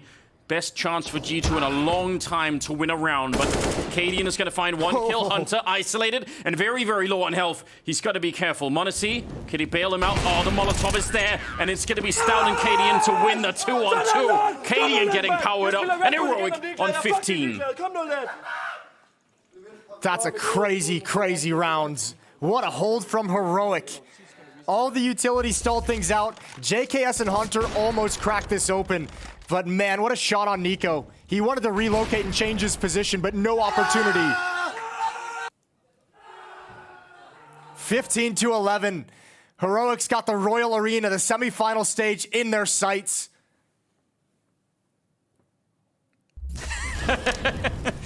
It's great. Hype your boy up, baby. Yeah. Down is going to be going down early on, so a little bit of a cold water in his face from Nico. G2, they've been hibernating in the second half for such a long time. Can they wake up now to win 5 in a row? They're pushing the right bomb site, and Heroic are making a little bit of a crazy rotation, which is, again, kind of what they've been doing for a long time. A little bit of a gamble. The question is if they want to risk the rifles here and run back. Even if they had a lot of money in the bank, there's still potentially another 3 rounds to play after this one. Yeah, this is, I mean, great job from Nico getting the opening kill. This has to feel like such a luxury, and then a free bomb site, and Nico's just waiting patiently. He doesn't believe they're going to go for the retake. He wants to cut them off as they fall back. 1 down and 3 more to go for G2. And that one, you can't really repeat, right? You can't just force that. They're actually still setting up for it. It's really late. We've waited a long time already. Surely, this is crazy. They're going to try and do it anyway. And JKS and Hunter punishing them and taking every single rifle. Again, they had a lot in the bank, but I don't know. I don't know about this one. Yeah, I'm with you. I'm not sure I agree with that one, even with the money in the bank. I mean, G2 is within the striking distance where if they reset this economy, like it's very scary. The only way it makes sense to go for that retake is if you're basically gambling that at that point G2 are already out hunting for your rifles, but I don't think they ever would with their economy, and it's just it's a scary position. That's all right. G2's. I mean, that's a 9-round streak that G2 puts an end to. Yeah. Heroic's got to have a lot of confidence in their defense. Feeling good about the things they've been doing throughout this half. Oh, Tessis gets wildly aggressive. He gets been spotted. Another opening for Nico, but Yabby's got the equalizer. Other side of the map. Hunter denied once again at B stairs, but towards middle. Hooksy and JKS. Yeah, they're trying to sneak in. They might have the timing. Oh, Shush is right there. And they swing. Yabby still stops the bomb, and because Hooksy's very low on health, it's hard for him to be the playmaker now in this situation. And what does Yabby play it? This is so weird. Oh, is he going to be caught around? No, he isn't. No, they will have no idea. If he gets aggressive, he can catch Nico and Modesty coming back. Yeah. This is so wild. The bomb getting stopped there is a disaster. It truly is. Absolutely sick positioning from Yabby right now. That could win the whole thing for them. Nico getting caught down below. And Modesty, this isn't even improving their situation at all. He's just here to help out Hooksy, but how do they recover that bomb? That one kill could seal the fate of G2 and knocked him out of the tournament. And Heroic isn't really even defending the bomb all that much. Yabby's coming back for it now, but Katie and Astound are like, yep, we'll just come to the B bomb site. You're using utility to come get the bomb. Yabby's going to be there to grab information for us, and while you guys are focused on middle, we're going to be right behind you by the time you work up the courage to actually pick it up. And the key to this is nobody's actually home at the bomb. They would have to pick up the bomb and go A. That's a really hard call to make right now. And they're spending so much time. Finally, they put their hands on it. 19 seconds, but they're walking back into a really well-defended bomb site now. 2 people here, and Hooksy's out of it. It's all on Monacy. 10 seconds left. This can't be one. He's not got time for it. Cadian will take him down, and it's Heroic making the Royal Arena to battle Liquid. 10 of the last 11 rounds. Heroic just set up a wall. That defense was impenetrable, and they get a play in front of the home crowd. It's their turn to win some hearts. It's their turn to win some fans. An incredible CT streak from the side of Heroic nets the Danes a spot in the Royal Arena in front of their home crowd, no less. You can see exactly how much that meant to Cadian, no less, with those rules that were coming out after what ended up being such a nail-biter of a map. Sure, they did manage to go on that 9-round streak, as Jason was correctly saying, 10 out of the last 11 going in the favor of Heroic. And for G2, unfortunately, the end of the line here. Only World Finals left for them on the cards in 2022. That was the very last thing Cadian said just before the game ended, or just as the game ended right here. It's okay to sweat a little bit. He felt pressured as well. Heroic felt pressured a little bit. That was why he was reacting so strongly after this win, because it was a good game of Counter-Strike, a back and forth. At the end of the day, G2 put up a good fight, but I don't think there's any doubt that Heroic were the better game in this one. They lost 6 out of 6 pistol rounds in this series, and they still end up as the winners. A testament to when it comes to the buy rounds, when it comes to the nitty-gritty of the game, Heroic were a step ahead. Look, I mean, mean, they had to fight for it. Can you imagine the amount of courage and bravery they needed to come back from that 11-6 deficit on the last map? And we could see their faces. We could see it on the cam how tense they were, how much there was on the line. I thought Heroic would just completely float. I thought that was it. I thought I was going to give it up, but no, they stayed in it. I think thanks to Shush is definitely a player we have to mention. He was heroic, no pun intended, in this game. He had so many moments, so many significant moments for his team. Yeah, I love that you mentioned Shush there, because it was kind of, you know, the support cast, I guess, that we look more for Heroic. Sure, we were kind of hyping up KD and coming into it, particularly after that first map. You know, we were giving Hooksy a little bit of shade after comparing the two in-game leaders on the side of the equation. But yeah, I think that's what makes Heroic so deadly, is that you can look at them as kind of a well-oiled machine with anybody having that ability to step up. That is the beauty of that team, and this is why we were giving them an edge over the likes of G2. Sure, G2 have some exceptional individuals. We're never going to talk down the likes of Nico, Monesi, or Hunter, right? But if you are a Heroic fan, you know that you have 5 players who at any time are capable of turning things around. This City side, the flow of rounds they've just went on, you have Yabi stepping up on B, completely overcoming Hunter. You have Shush handling out situations, Cadian having moments. Don't need to mention Stone. Everybody actually has moments. It's the team play. It's the team play of Heroic. We saw that in the second half as well. Every time we got into a 2v2, a 2v3 even for Heroic, they found a way to win those rounds. The chemistry, the synergy, the understanding in between the players were miles ahead of G2. There's no argument that G2 on a server in terms of raw aim can definitely contest with Heroic. Most likely some of these players you see on the scoreboard right here, you'd argue are better individuals than Heroic's pillars. But the frags, yeah, exactly.